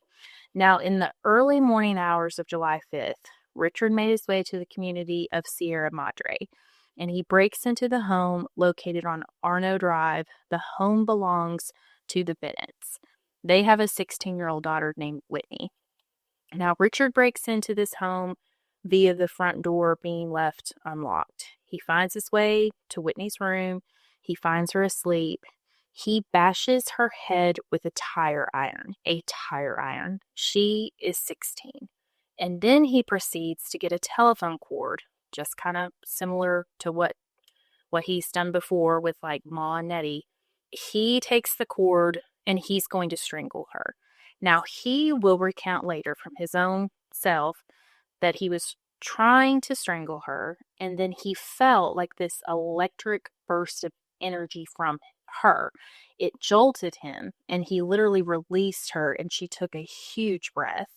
He left the house really shook. Like, he left right after this. He truly believed the power of Christ saved her. So she wakes up the next morning. Like, she comes in about 5 something. She is experiencing so much pain. She has no memory of what she went through. So she walks into the kitchen and her parents see her and they are shocked. She is horribly beaten. Her head was bloody. Her eyes were swollen shut. Her parents are just, they are beside themselves. They have, and then they're trying to console her. I'm sure she sees them and then vice versa. And so they phone the cops. Now, this call made its way to Gil. Gil gets Frank, and they meet up with an Officer Skinner at the Bennett's home. So they found out that Whitney was taken to the Arcadia Methodist Hospital for treatments. Now, Gil and Frank go there. They want to meet Whitney. They want to get an interview. Now, they find her doctor, and they find her unconscious. So she is unconscious. They had to shave this poor girl's hair, and her head wounds were so extensive. The doctor was amazed that she was alive. Like, it was truly a miracle. She had to have 478 stitches to put her head back together. This is the equivalent of this is the equivalent to 4 feet of stitches and wounds. So she had 4 feet of wounds. So Gil and Frank, they go back after seeing that they can't really talk to Whitney. They go to the crime scene where one of the best criminalists in their district was going through the house. So Gil at first wasn't sure if this was their guy. They're just checking it out. But the sheer brutality was the big tell for him. So the criminalist was a Giselle Levine, and she finds an Avia footprint in blood on Whitney's comforter. So she just happened to go through everything. She was really good at her job, and she finds this footprint on the comforter. So now they know that he, was the person that just beat Whitney up. Now, Gil and the department, they're still working on the LAPD thing, remember? So they're working to get the car that Officer Starvos pulled over that day. So they're still working on that. In the meantime, Whitney's assault hits home for Gil. He has teen daughters, and at this point, he is working around the clock. Him and Frank, they don't go home. They go home to sleep 2 hours, change clothes, back at it. I mean, they are working nonstop. Now, Pearl has been home this whole time by herself with the kids. So they discuss Pearl going to stay with her parents. Seriously, cannot blame her. She does end up doing that. Now, July 7th, in another stolen car, Richard makes his way back to Monterey Park. I don't understand this, but he's going back there again. Now, fully knowing that the community and the cops are on high alert there. And a little after 9, he parks on the corner of Andrix, and he makes, it's the corner of Andrix and Albright Street. He makes his way to home of 61-year-old Joyce Lucille Nelson. Now, Joyce has lived in her house since 1949. She had been divorced for many years. She had 2 grown sons and 5 grandchildren, and she was really looking forward to retiring. She was almost going to retire, and she loved to play golf, so she was extremely active, healthy, only 61 years old. Now, Richard finds Joyce's front and back door locked, but he does find an unlocked window. So he finds Joyce asleep on the couch in front of the TV. He wakes her up with a .22 in her face. He grabs her by the hair. He tries to drag her to the bedroom. She fights him. And he ends up beating her with the gun, like taking the gun. And he beats her in the face and then repeatedly uses his foot to stomp her in the face. So he's literally leaving his Avia footprint embedded in her face. This is awful. He steals a VCR, watches, and jewelry, and a radio. Now he leaves, but he is not over. He is not done. So he drives around prowling. He makes his way to Alhambra and Rosemead, that area again. And that Rosemead was the area at the very beginning with Maria and Dell. So he's, riding around there. I guess he doesn't find what he's looking for. So he goes back to Monterey Park. Back. And it is now 3 a.m. And he parks on Hollywood and Oak Drive. So he enters the home of a Sophia Dixon. She is a 63-year-old psychiatric nurse. Now, her windows are locked, but at the back of the house, she has a doggy door. So he is able to unlock the door that way. So he finds her in her bedroom. He prowls around until he finds her, and he wakes her up, places handcuffs on her wrist, and then he places a pillowcase over her head. Now, she knows, he is in the news. The news has been talking about him. So she knows who he is, and she is scared. And they're calling him in the newspapers the Valley Intruder. And the newspapers are running some. It's not a heightened situation yet, but it's getting there. Now he finds her in her bedroom. He wakes her up. He places handcuffs on her wrist. He puts a pillowcase over her head. Now she knows from the newspapers. Again, they're calling him the Valley Intruder. Like, she knows who he is. She is aware of these break-ins. Like, she is frightened, like very frightened. He drags her to one of her bathrooms and screams at her and says, tell him, where she keeps the jewelry. Now she tells him, and then he proceeds to ransack the rest of the house.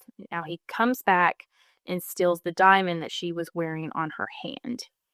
Now he takes her back to her bedroom and he rapes her. He ransacks her home more, like he's going back through it, and then he screams at her like he's just wanting more. And she's telling him she doesn't know, she doesn't have anything else. Now he does leave. He does leave the house, and she is alive, like, unbelievably, but she is handcuffed to her bed. Like, he leaves her handcuffed to bed. Now, once Sophia knows he's gone, she uses all of her strength to move her bed to her window. This is so smart. These people are fighters. She has a neighbor named Linda Arthur, who is actually a deputy sheriff in the LA County there. Now, Linda is a widow, and she's also a sheriff, and he had actually, like, her husband had been murdered while on duty, like, pretty recently. And Linda actually knew Gil. They had, he knew about her loss, and he was friends, with her and her husband anyway. So Linda is very aware, and she had actually worked the Doig case, okay? So she had helped them. So she was very aware of what's going on. And she knew how dangerous the Valley Intruder was. Now, Sophia makes it to her window, and she's screaming for help. And Linda hears it. Luckily, she awakens. She runs out to kind of figure out where the screams are coming from. And then she finds Sophia. So then she runs, she calls 911, and literally these two women they're neighbors. They had never met until that day. Now, Linda has the department get a hold of Gil, and he is told there's been another attack in Monterey Park. So he gets to the house and meets Linda, who kind of fills him in on Sophia and what has gone down. So, and Sophia by that time is already gone, like she's at the hospital. Now, the Monterey Police Department, they're working the scene, and they didn't actually let Gil in right away. So they're like, they're being like that about it. Now, he and Linda look around the property, and they don't find any shoe prints or anything. So he's kind of not for sure if this is the intruder or not the intruder at this point. But it's good that Linda had called him. So, because basically they're going to every single thing going on at this point. Now, again, Pearl has taken the kids, stay with her parents. He wants to see them. So he actually goes out to her parents' house, like Pearl's parents, and takes a little, like, nap. Like, he literally is just working. And so he lays down, he's going to get a little sleep. But by 11 a.m., the office paged him regarding Joyce's murder. Now, Gil beats Frank to Joyce's home. He meets with a Monterey Park sergeant named O'Connor. And up to this point, the media had been reporting the Valley Intruder, but they didn't have any confirmation or any type of knowledge that this was like a quote unquote serial murder. They were not told all the details, okay? Now, a Monterey Park policeman confirms that this is actually a serial killer and a serial murderer. And now the media is crazy. They are all over the place. Like, because at this point, it was just like, okay, this Valley Intruder, he's burglarizing, he's assaulting. Like, they don't know about the serial killings. They do not know that. Now, O'Connor shows Gil around the home. They do find the Avia prints outside the home, and then he shows where poor Joyce was completely beaten, unrecognizable, and it's very clear she has that waffle print of the Avia shoe on her face. So there's no question to Gil whether, he did it or not, the Valley Intruder. So, because he was thinking there's no way unless there's literally another killer with that exact same shoe size and that exact same shoe committing these murders. So he and Frank go back to the department where Jerry has actually gotten back from Portland, where he met with the Avia people. Now, he met with the designer of the shoe. So he had found out some very good information. There were only 1,354 pairs of that shoe made, and only 6 pairs sold in LA. And only one of the 6 was an 11.5. So now they knew, kind of without any doubt, that all of these crimes were kind of linking to one individual. So they distributed all that shoe information to all 63 police departments in the county. Now, the following day, which would have been the 9th of July, so Frank and Gil, they meet with Sophia. She describes her attacker, same as the others, all in black, bad odor, bad teeth. But yet she adds in he was good looking. They connected her to a police sketch artist, and they knew that she had described their man, though. Like, it was kind of confirming everything that all the other, women had seen who had been fortunate enough to live through this situation. Now, the community is on high alarm, like super high alarm. Guard dogs, locksmiths, gun dealers, alarm systems, everyone is concerned. And rightfully so, rightfully so. The press were running story after story, and they learned that the Hillside Strangler detective, Frank Salerno, was in charge. Now it's, even bigger coverage. They were now calling the Valley Intruder the Night Stalker. So this name came directly from the media. Now the reporters were hounding Frank and Gil. They wanted the story. They want the story. They want them to catch the killer. Everybody is amped up. Now, Gil decides to put together a videotape for all the police departments, just kind of giving them a rundown of all the things that they had put together about the Night Stalker.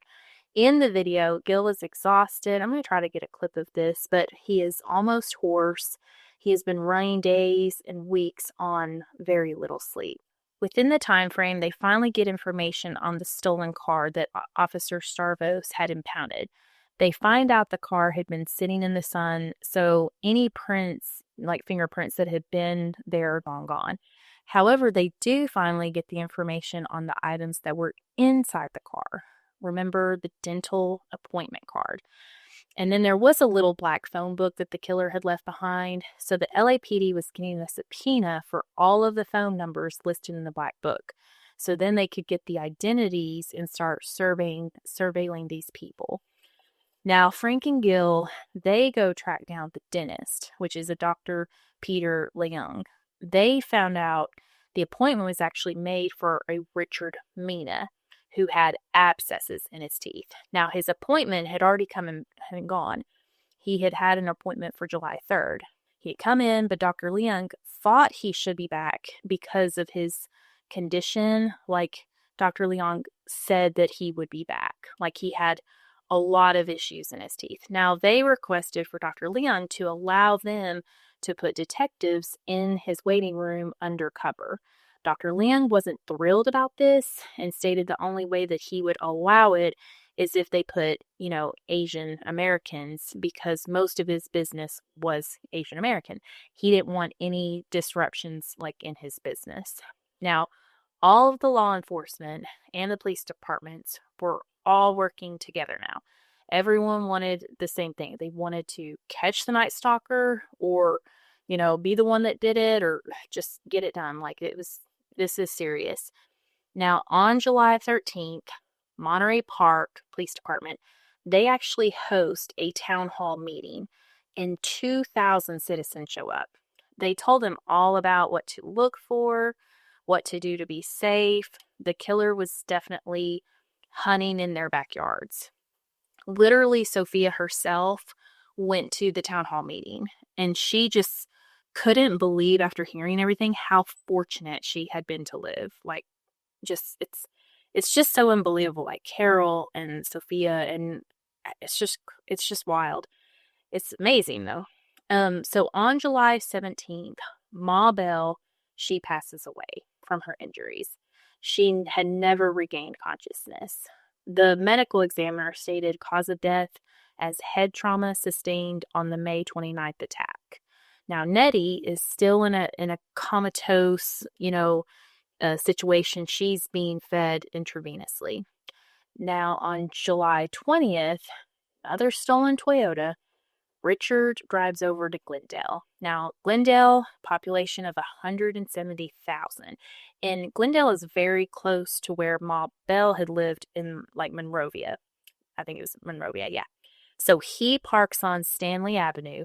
He breaks into the home of Maxon and Layla Needling. Now, he had to cut through a screen door to get to an unlocked door. And Needlings had been walking up ever since listening to the news. Maxon was 68. Leela was 66. They were high school sweethearts, very much in love still. They had 3 grown kids and 13 grandkids.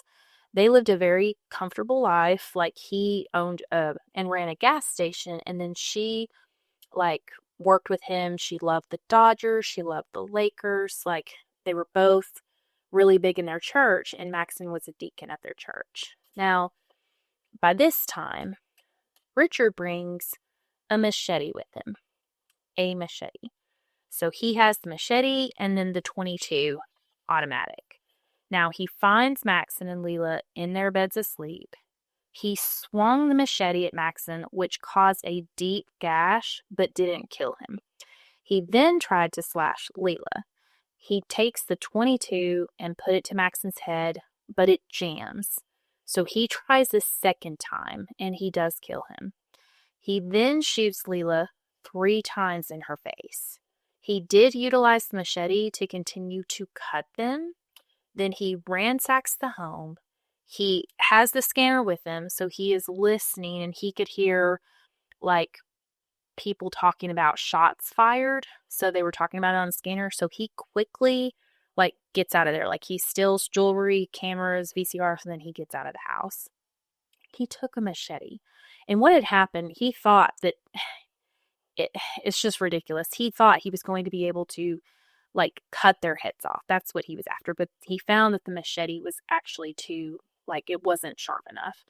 So then he brought out the gun. Now, just like previously, all his murderous acts, he's not done. One house is not enough. So he continues to drive, and he makes it at around 4 a.m. He makes it over to a community called Sun Valley, and it's about 10 miles from Glendale. So he parks on a street called Charbonne, and he goes to the home of Shana Rong in Samkid, and the last name is Kavanagh. Now, both Shana Rong and Samkid had immigrated from Thailand. They had met, in California. They married and had an 8-year-old and a 2-year-old son. He loved to garden, and then some kid, and he also worked as a parking attendant. Richard was able to enter through the back of the house via an open sliding glass door. So he found Somkid on the couch. He wakes her up. He threatens her to be quiet. He finds the children sleeping in their respective beds and goes to Shenanrongs, who is snoring. He takes the 25 automatic and shoots Shenanrong in the head right above his left ear at point blank range.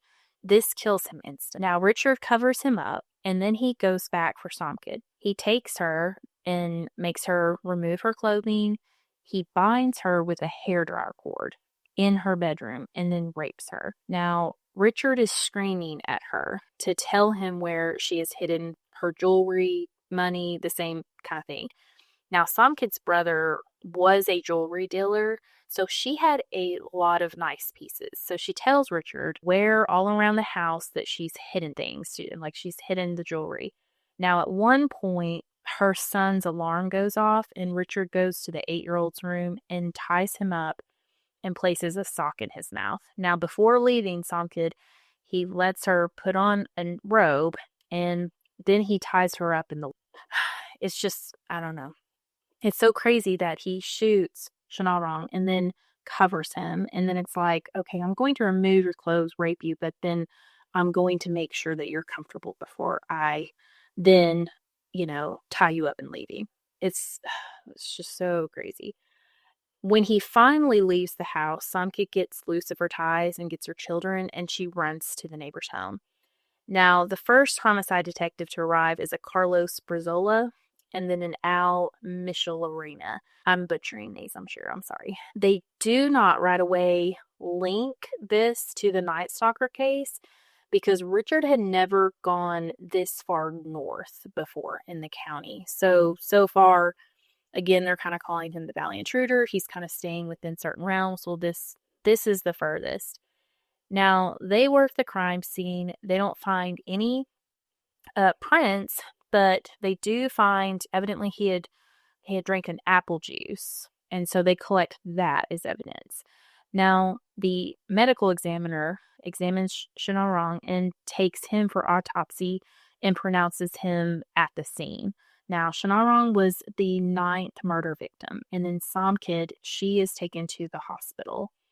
They do find an Avia footprint outside, but they still do not put the two together. Like, again, they're not thinking, but it's the same. Now, at 2 p.m., Samkid is in the hospital. She has 2 swollen black eyes. She has concussion. She has 30 stitches, closing a deep gash where Richard had given her by punching her. So he had beaten her. He beat her and raped her. Now, she gives the description, of the assailant, because again, Richard's not, he's not hiding himself. So, same description, tall man, bad teeth, dark skin, dark hair. She said he was about 150 pounds, 30 years old or so. And she said he sweated a lot. So, earlier that morning, around 7:40, Judy Nealing, this is Maxon and Leela's daughter, so she tried to phone her parents, and they didn't answer. Now, they all normally have breakfast together at like a restaurant before they go to church, which this was on a Saturday, and they do attend their Seventh-day Adventist church. So she drives over to their home when they didn't show up at their normal breakfast restaurant. Now, she rings the front door. No one comes. She went back around and noticed that the screen was ripped to the door. She cautiously went in and found the ransacking and then sees her parents' murdered bodies. So she did find them. So an officer, Tom Kuh, he arrives at the scene. He finds Judy's hysterical.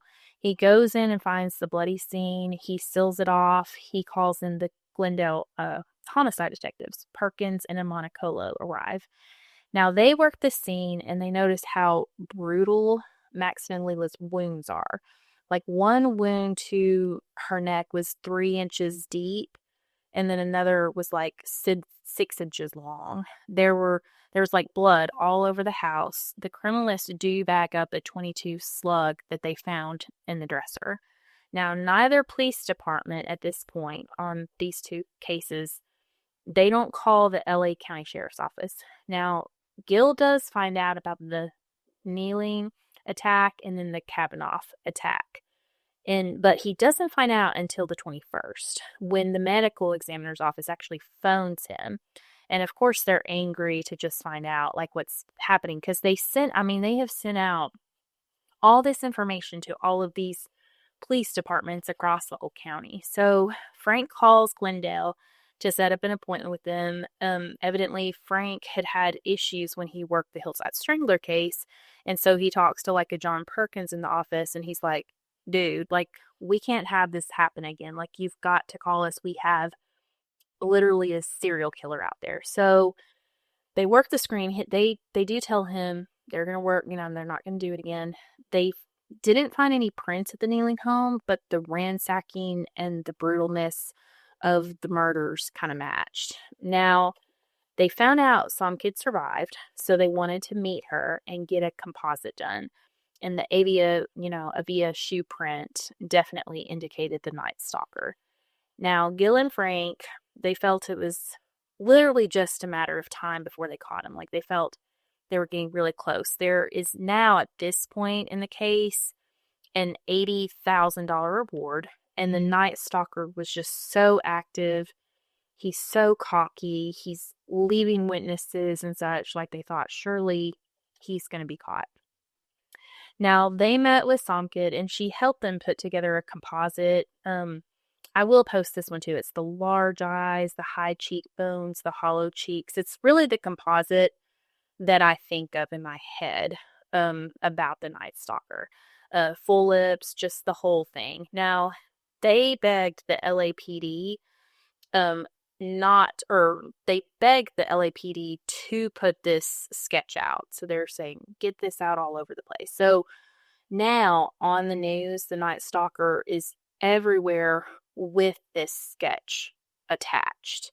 Because at this point, I think they had only released the composite sketch like in those case files, like Maria's or whatever. So, and then Carol's wasn't really like a good sketch or whatever. But nothing has really been put out like to the media about what the Night Stalker could look like. So late on July 22nd, Gil and Frank learn from the ballistics department the gun used at the Neely murder was the same exact gun that was used on Veronica and Dale.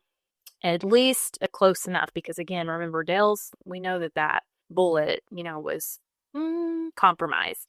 Now, Frank calls the FBI Behavioral Science Unit for help. And on August 6th, he and Gil go pick up at the airport an Agent Bill Hagmeyer, who was one of the originators at the Behavioral Science Unit there in Quantico. And also with him is a Terry Green, who is a program coordinator.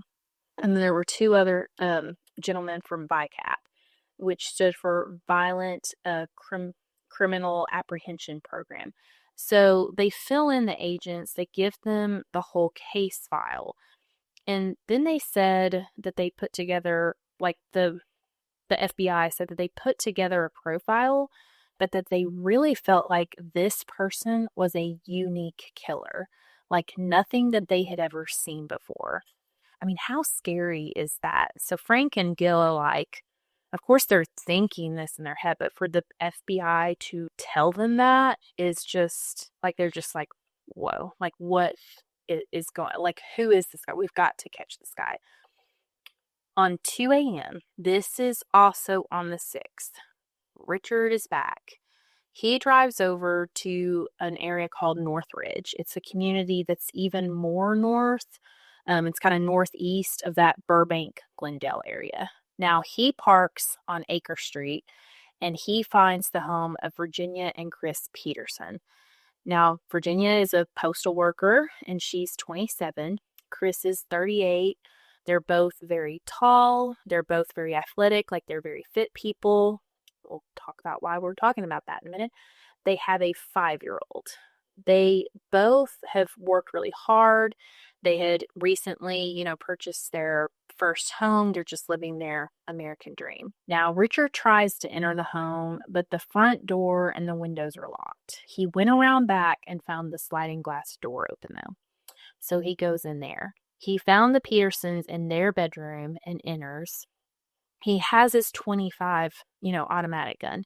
He cocks it. Virginia, she wakes up to the metallic sound and, sits up. Now, Richard shoots her right under her left eye to the left of her nose. She doesn't die. In fact, she thinks that she's just been stunned. She literally is saying, I've been stunned with the stun gun. That's how it felt to her. In the commotion, Chris is awake. He sees Virginia. He's looking at her face and it's gone. She doesn't realize it, but she's taken a bullet to the face. Now, Richard then shoots Chris in his right temple. He doesn't die, but proceeds to fight with Richard. And then he can hear his 5-year-old, who's now awake, screaming, crying, horrificness going on. Okay, at this point, Richard has shot several shots at them, and some had missed, and now the gun is empty, he doesn't have any bullets left. Now, Chris is fighting him. Richard, they're fighting. Richard runs out of the house. Now, Virginia is alive. She is active. She's moving. She tries to run to a neighbor's home, but they're not answering. She then calls 911. Chris, in the meantime, he sees her. He sees her all bloody. He decides to take action. So he loads Virginia up and their baby and literally drives them all to the hospital. He's been shot in the head. Virginia's been shot in the head. And they are alive. Okay? Later, once they're at the hospital, once things are figured out, it is revealed that the Night Stalker's ammunition was old. So the gunpowder had lost potency. So the bullet to Virginia had entered her face, but then it just went down her throat and exited her neck, completely avoiding her brain. It's just, again, another miracle. Now, Chris's bullet didn't even penetrate his skull. So he shot, but it doesn't even go through his skull. So it is just a weak shot. It's, again, a total miracle that these young, active, viral people are alive. Now, a homicide detective was called a Lewis Bobbitt. He was dispatched to their home around 4. The Night Stalker task force hears about the attack and they take over the case. Now, the scene did not have the typical, quote unquote, Night Stalker things. There was no ransacking, there was no cutting the phone lines or cutting even phone cords, because I think most of the time he just cut phone cords. But he does call Virginia a bitch. During the attack, he called her a bitch, which was something that he would do through these attacks. Now, he also was all in black, tall, so they did figure it was him. Now, Chris never got a look at the stalker, and Gil also noted the stalker entered in the rear and used 25 automatic, so another thing. So they are feeling like this is him. Now, Salerno, he decides to go public with a statement to infuriate the Night Stalker. He tells the media regarding the Peterson attack. He says, in this attack, the stalker showed his true colors, meaning he was a coward and retreated. The following day, the quote does make front page news, and Richard does see it. And he is infuriated, by the way, which is good. Now, on August 8th, in another stolen car, Richard drives kind of east, he's in the east part of the county, more east than he normally is. And he drives to a town called Diamond Bar. Now, he parks on Pine Hill Lane. He approaches another beige home. And this beige home belongs to a Sakina and an Ilyas Abawath. Now, a little side note, and I think I've mentioned this before, I've not always said the color of the house, but most of the homes targeted are beige or white. And the public became aware of this in July, and people had actually begun painting the outside of their homes, darker colors, different colors. So, thought that was really interesting. The Abawas are young. Sakina is 27. Ilyas is 31. She is in the medical field, and he is a computer programmer. She's Burmese, and then he's from Pakistan. And they have two small children who are literally like 3 years old and then 2 months old, like little. Now, Richard enters their home via their sliding back door. I know we're all seeing this. It's so sad that everything's like locked up and then it's like an open sliding glass door. It's just, or even like the puppy door or whatever. It's so he comes in the back door. He leaves the 3 girls alone, but goes to Sakina and Ilya's room where they are asleep and the baby's just like in a bassinet, like in the room. Now he takes his .25 automatic and he shoots, as he sleeps, he shoots Ilyas like right above his left ear, and it kills him right away. Now Richard then strikes Sakina. He punches her in the nose and stomach and gets her in handcuffs. Now he binds her and covers her eyes using clothing items. He hits her, he kicks her, he yells at her, he's asking her where, her jewelry and money is and all that stuff. And she's telling him places where there's jewelry hidden and different things. Now he does find they had gold bars. That's interesting. They had gold bars and gold jewelry like hidden. Now he continues to beat her. He rapes her. The 3-year-old actually gets up out of his bed and comes in, and then he takes him back to his room and binds the 3-year-old. He continues to ransack the home, and also he goes to like the garage. He wants to look in the cars. He wants to look in the trunks. Now, finally, after eating some honeydew melon, he ties up Sakina, telling her, everything's fine. Like, she is like horrified that Ilyas is hurt. Like, she doesn't know. She had not been awake when the gunshot happened. So she was not aware that Ilyas was dead. Like, she had no clue. And so she's asking, she's crying, she's screaming for him. And so Richard just like, no, he's fine. I just knocked him out. So she doesn't know. Now she gets, now Richard finally leaves the home. She gets to her son. She unties him and tells him to go wake up his daddy. Now her son cannot wake him up. Sakina is screaming for help.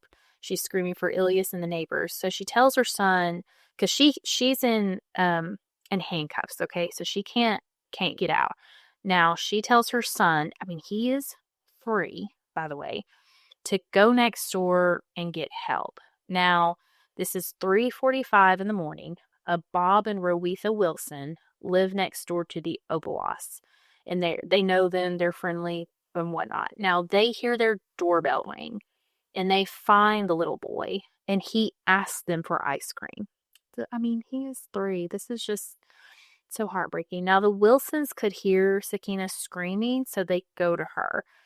And Bob Wilson, like, he's a friend of Ilyas, so he literally finds Ilyas shot and, his forehead cold and his tongue swollen, and he tells Rowetha to call 911, and he's trying to resuscitate Ilyas, and he is crying like this is his friend. Now, sheriff's deputies, John Knight and Kirk Smith, they arrive at the home. Sakina is hysterical. She's still handcuffed, and she's handcuffed like to a doorknob. So she is there. Now, they get her loose of the door, and they confirm that Ilyas is not alive, because she is just screaming this entire time. She's beside herself. Now, they do get a description from her. She says the man that came in was around 6'1". He had dirty hair, bad teeth, dressed all in black, and she describes the manner of the assault and what happened to her.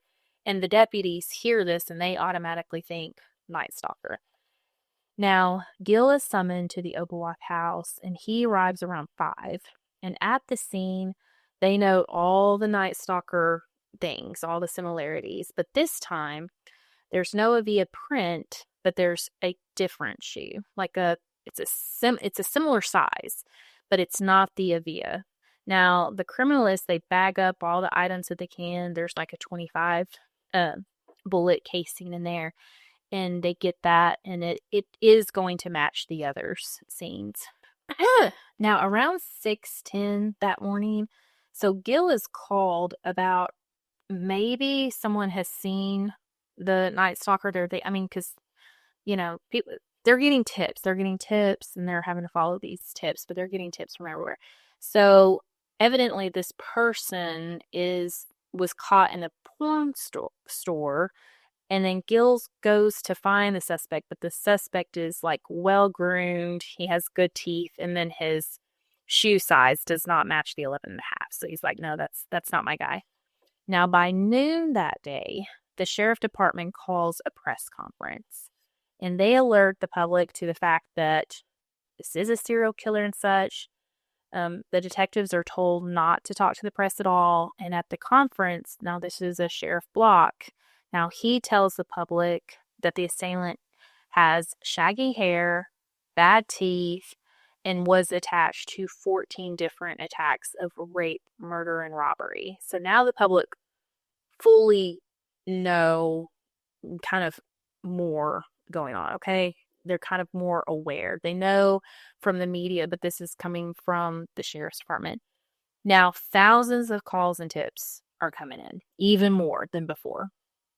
Richard is very aware of the news. Like, he's got his police scanner, he's watching the news. Like, he is very aware of all this, and he is feeling the heat. So he decides to go to San Francisco. Now, on August 18th at 2 a.m., he came and parked on Eucalyptus Street in the Lakeside District of San Francisco. So he enters the home of Peter and Barbara Pan. Now, Peter is 66 years old. He works as an accountant at the San Francisco General Hospital. Barbara is 61. She was working as a bank teller. The Pans had immigrated from Hong Kong to California back in 1969. And Peter had actually gone to school in Philadelphia before that time period. And then he had like a nice import-export business in Hong Kong for many years. And then they finally settled in California. Now, they had 2 sons and 3 grandchildren, and they loved America and were very proud because they were made citizens. Now, Richard had stolen a Mercedes this time. So he's driving around in a Mercedes, and he enters the Pan's home via an open window where he removed the screen. Now, he finds the Pans upstairs in their bedroom. He kills Peter immediately with his .25 by shooting him in his right temple. He then slaps and sexually assaults Barbara, but then does shoot her in the head as well, after traumatizing her. He ransacks the home and then took lipstick and wrote "Jack the Knife" on the wall and a pentagram. He took from them jewelry and electronics and then left. Now at 10:30 a.m., the Pan's 31-year-old son, David, he finds his parents dead in their home, and he is grief-stricken and sobbing, and he phones 911. Now, Gil and Frank hear about the Pan's murder from actually a detective in Glendale that had heard it on like a CB channel. So, and we're talking LA and San Francisco, they're a minute or two away. I mean, I want to say they're like, what, an hour, 2 hours? Someone correct me. But yeah, it's a drive. Now, Gil phones the detectives in San Francisco and finds out all the details of like the .25 automatic gun, the ransacking, the pentagram, Jack the Knife comment. Like he's getting the rundown. Now, Gil asked if there was a red circle around the primer of the shell casing, and the detective confirmed there was. So Gil knew it was their guy. That was the match. Because at first he was thinking, okay, is this a copycat killer that's made his way to San Francisco? Like, what's going on? Now, Gil and Frank, they fly to San Francisco. They meet up with the department and get the rundown. And in the meantime, the mayor in San Francisco, her name is Dianne Feinstein. So she takes all this particulars. So she decides to hold a press conference where she divulges all the information about the killers.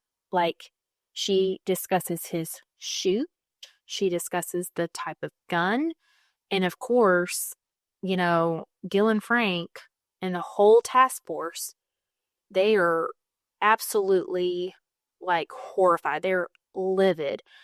The public did not know this. They didn't know any of this information.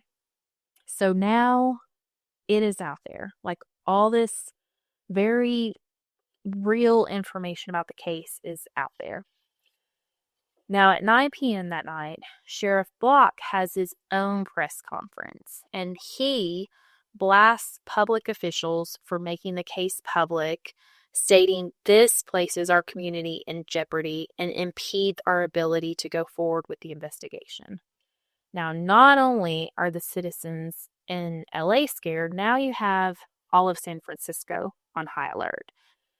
So Richard did indeed hear the mayor's press conference. He had no knowledge, like, he didn't even think about his shoes leaving the imprint, so he had no clue. He dumps the shoes off of the bridge into some water, like, he gets rid of it. He heads back to LA, and on August 25th, so he has ditched the Mercedes, and now he's driving an orange 1976 Toyota station wagon. That's a very bright thing, I would think. That's unusual. But he drove over to a community called Mission Viejo, which is about 40 miles or so south of LA, like downtown. Now, around 2 a.m., he parks on a Crescenta Drive, and there is actually, he doesn't see him, but there is a 13-year-old boy named James Romero, and he is up, like, it's 2 a.m., but James is up. He's working like on a bike or something, like, and he's just awake and he's aware. So Richard doesn't see him, but James sees Richard. So Richard approaches the home of a Bill Carnes and a Carol Smith. So they are an engaged couple. Bill is a 29-year-old computer whiz. He's working for a company there in Mission Viejo. And then Carol is 27. And just that night, like that very night, they had been discussing the Night Stalker and how they should get a gun. Now, Richard enters the home through a rear window after removing the screen. So he finds his way to their bedroom. He cocks his 25, and the noise, like, immediately gets Bill moving. But Richard shoots Bill in the head, and as he falls to the floor, he shoots him 2 more times in the head. Now, Carol is awakened by all this, and she's screaming. He proceeds to beat her and scream at her about the, where's the jewelry, where's the money? Same line. Now, he tells her she must say she loves Satan. So he's screaming at her. She's like, you've got to say you love Satan. He's asked this before. This is nothing new either. Like, he tells the people that they have to, like, swear on Satan or worship Satan. Now, he takes her to a different bedroom and continues to beat her and hit her, and he rapes her. He repeatedly is asking for cash, and she kind of is trying to tell him where everything is, and she tells him where he can find like $400 cash that they have, like, stashed. Now, before leaving, he tells her that he is the Night Stalker, and he leaves, and that's, yeah. Okay, pause. Before leaving, he tells her to tell them, like, as in the police, that the Night Stalker was here. This is what he tells her to tell them. So that James Romero, he sees Richard exit the home, and this time he tries to remember, like, the license plate number. So he runs to his house and remembers like 3 of the digits. Now, after this, Richard ditches the car and he wipes it down, like he's trying to be all diligent about the fingerprints, but he does miss one. He will end up missing 1 set of prints, by the way. Now, Carol had been tied up, like he had kind of tied her up, but she was able to break free. Bill is still breathing, and she tries to use the phone, but it's been disconnected. So she runs to a neighbor's house, and they call 911. Now, her and Bill are taken to the Mission Community Hospital. They do a rape kit on her. and then Bill goes into surgery. So 2 of the bullets are actually removed, but one bullet is lodged like too much in a very vital part of his, brain. And so if they removed it, they would cause more damage. So they do leave one bullet in. Now, James doesn't realize, remember James, the kid working on the bike at 2 a.m., that the weird guy in the orange Toyota, did. He doesn't know what he did. But once he hears of what's going on, like he hears his parents talking about it the next day, and so he tells them what he saw, and they call the Orange County Sheriff's Department. So a detective there, a Jim Sidebotham, he felt like it was the Night Stalker. So he calls Frank and Gil to come see him there in, Mission Viejo. So they get there. They come and they are hearing all about everything. They hear about the 25 gun, the ransacking, the phone being cut, plus the heinous sexual assault and such. And they know it's their guy. Now, on August 27th, a woman working for the marshal's office, actually, she phones the sheriff's task force there in LA, and she's calling on behalf of her father. So her father's name is Jesse Perez. He is a 62-year-old gypsy cab driver. He, has had troubles of illegal troubles. He's a small-time thief. He murdered someone a long time back in his past.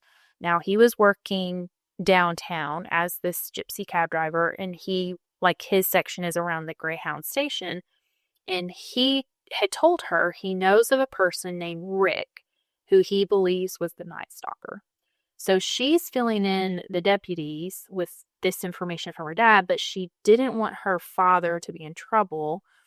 And she told him, like, dude, my dad has a history. He's scared. He doesn't want to talk, but he is very scared of this Rick person. Now, he had purchased, so Jesse Perez had purchased a 22 off Rick. So they meet with Jesse, and Jesse said that Rick was a burglar with bad teeth. He's fitting the description. So Jesse is able to tell them that Rick comes from El Paso. Rick had told Jesse that he had killed an Asian couple in Monterey Park.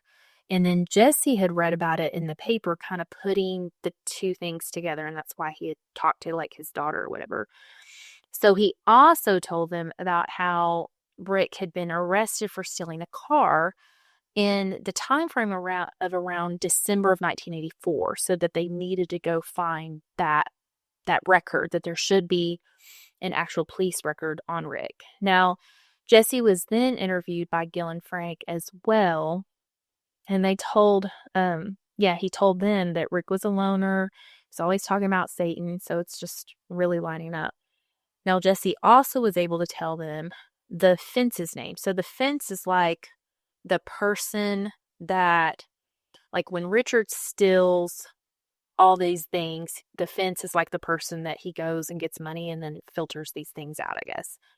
Now, Jesse is able to tell them the fence's name who purchased the stolen goods from Rick.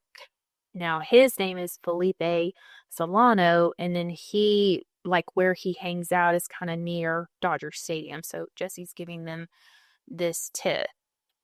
So the cops do a stakeout on Felipe's home, and they actually catch him by using what's called a snitch. Like, it was just this lady that they had used before that knew Felipe and could get him.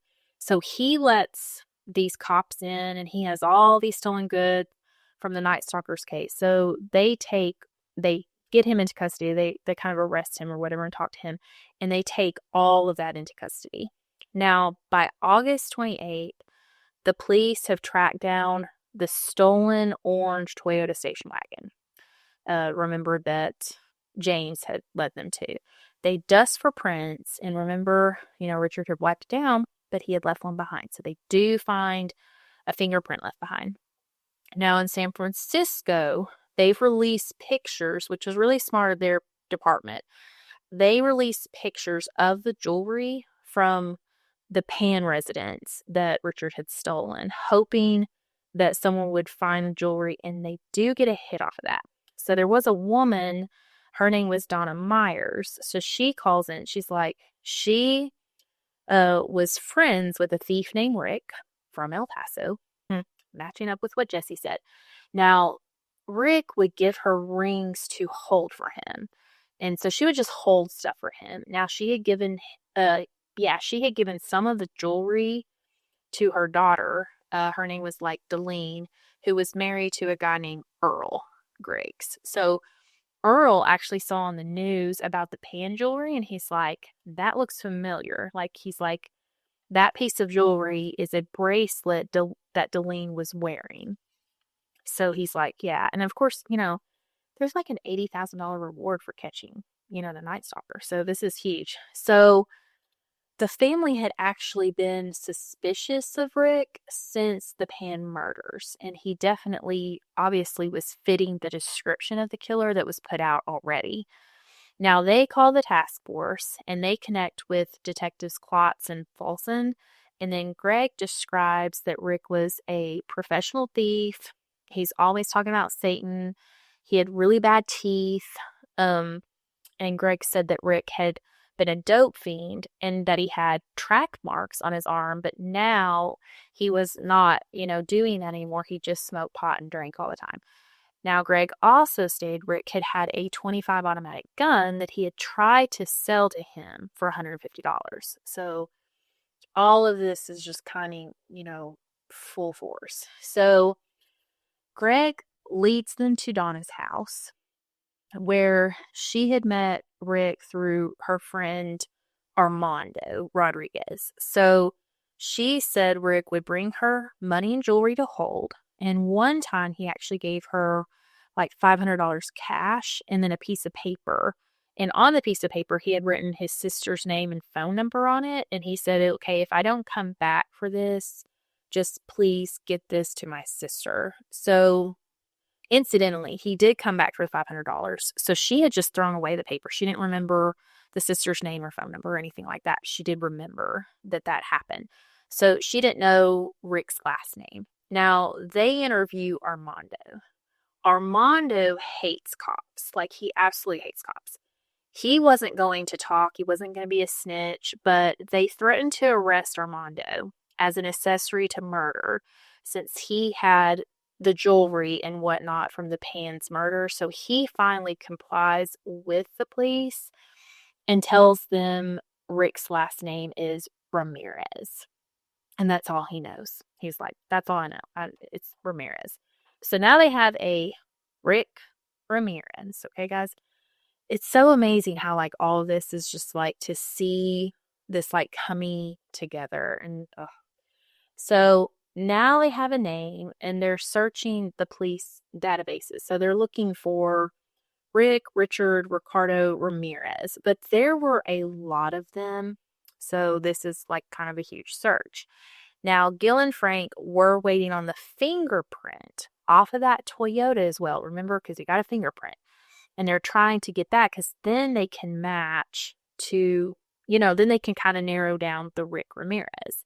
So they're closing in. So the fingerprint does find a match. And it is to a Richard Munez Ramirez. So they found his police record. Thief. They see that he is a thief. He steals cars. Sometimes deals drugs, like small-time crimes. So now they've got his record. So this, wow, it's just crazy. So it's like this James and then the jewelry, like it all led to like a full name, full police record.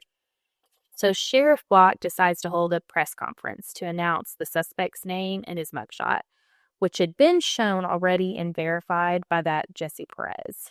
Now the press conference is held on August 29th. At the conference, the sheriff, Brock, so he's looking tired, he's looking haggard, but he tells the public Richard's name and he shows them the mugshot. And looking into the camera, he states, "We know who you are now, and soon everyone will, and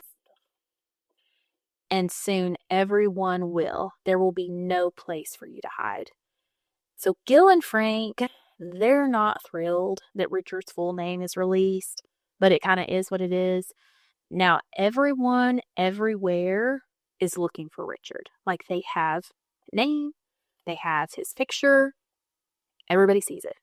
On Friday, August 30th, Richard rode a Greyhound bus down to Tucson, Arizona, where his brother Robert lived. So he couldn't get a hold of Robert. Like, he tried to call the house and couldn't get a hold of him. So he's at the bus terminal, but he could see police like loitering around, like he could tell. So he boards another bus to return back to Los Angeles. Like, he's like, okay, I'm just headed back. Now, the trip back would put him arriving back in LA on Saturday the 31st at 7:45 a.m. So he doesn't realize at this point that his name has been released and that the deputies and everybody has all of his information. Now, there were actually deputies dispersed down to Tucson where they knew that he had a brother. And so they were there. They had been watching for him and actually just missed him. Like, so crazy because they almost just had him. Now, Saturday morning, it is August 31st. Richard gets off the bus at the Greyhound station terminal. So he gets off the bus, and there are about 15 agents at the Greyhound terminal, like, watching for him, but they were watching outgoing buses only, not incoming buses. Now, Richard gets off the bus, and he just heads to a little shop. So while he's in this little store, he notices the papers, and people are pointing at him. He's now, like, it's clicking. He's like, it's his name, like his name and picture are like everywhere. So the shop owner had literally already called 911. As soon as he saw him, he called 911. People are, dispatched. There's cruisers pull up, helicopters are overhead, closing, like, everybody's looking for this dude. Like, he's everywhere. Well, Richard grabs a newspaper and then just runs. So he keeps running, literally running until he gets to the 101 freeway. And then he gets on a city transit bus. So on the bus, everyone's just staring and pointing at him. And so as soon as it gets to a stop, he jumps off and he just runs. He gets to the corner of Whittier and Indiana, and he is looking to steal a car. That's what he's looking for. He's looking to steal a car so he can get away. So he approaches a woman in a car, and her name's Manuela. So she is just in this car. He's trying to get her out of it. Like, he's trying to steal it from her, and she is fighting him. And then other men come up, they notice, and then they're chasing him away. So he's running. So the people in this whole area that he's in, they are seeing him. They're calling the police. Like, everybody's calling 911 and letting them know, like, he's in this vicinity. And he is exhausted, but he is still running. He is still running. And it is hot. And I mean, it's August. And he is jumping fences. In fact, he jumps into the backyard of the Luis Muniz, who is cooking. Like, this guy is cooking. Well, Luis sees him, and then he whacks him with his cooking utensils. So Richard continues bounding over a fence, and he comes to a Faustino Pinon's yard where Faustino was actually working on a vehicle. It was his daughter's red Mustang. So Richard tries to steal his car. Like, he gets in it, and Faustino is just like fighting him. And Faustino is like strong man. He wins. Richard just keeps running. So Faustino's after him. And later, Faustino will say that Richard jumped over a 5-foot fence like it was nothing. And I mean, Richard is, I mean, he's just, he is what he is. He is athletic. He was literally, he could run. Now, Richard keeps going, and he sees an Angela De La Torre. So she's getting into her car. She sees Richard. She recognizes him, and she literally yells El Matador, like monster. So Richard punches her in the stomach and takes her keys, but more and more neighbors are seeing this. So they come at him, like they are fighting him, and they are screaming at him. So Angela's husband actually heard this, like his name is Manuel, like he hears this commotion. He comes out of their home. He sees the struggle, and he grabs up like this metal bar, and he runs towards the car Richard is trying to steal. And Manuel just opens the door and to the car and slams this iron bar into Richard's head. So Richard leaps out of the car. He is still running. He is running down Hubbard Street. He's turning back towards Indiana. Like, people are chasing him. They're screaming at him. They're calling him monster. They are just fighting him. And again, everybody has called the police. The police are closing in. And they're all in pursuit. These people have taken it into their hands. Like, they are taking care of business. Now, Manuel has still continued to chase Richard, and he still has this iron bar. So he catches up with him. He swings and misses him, but then he strikes him again on the very tip of his head. So now Richard is down. He is down for the count. He has already taken one hit to the side of his head, and then he took one directly to his head. So he is bloody, and he's bleeding from his head wounds, and just a crowd of men with Manuel have gotten him. Like, they're just holding him. Like, they're really wanting to kill him, but they're trying not to. By now, the LAPD and the sheriff's department have been dispatched, and they arrived there to the scene. Now, the first one to get there is actually a deputy named Andres Ramirez. So the men were circling Richard, and then Andres is like, look, like, please don't kill him. Like, let me catch him, thank you. Like, he's trying to keep these people from killing Richard.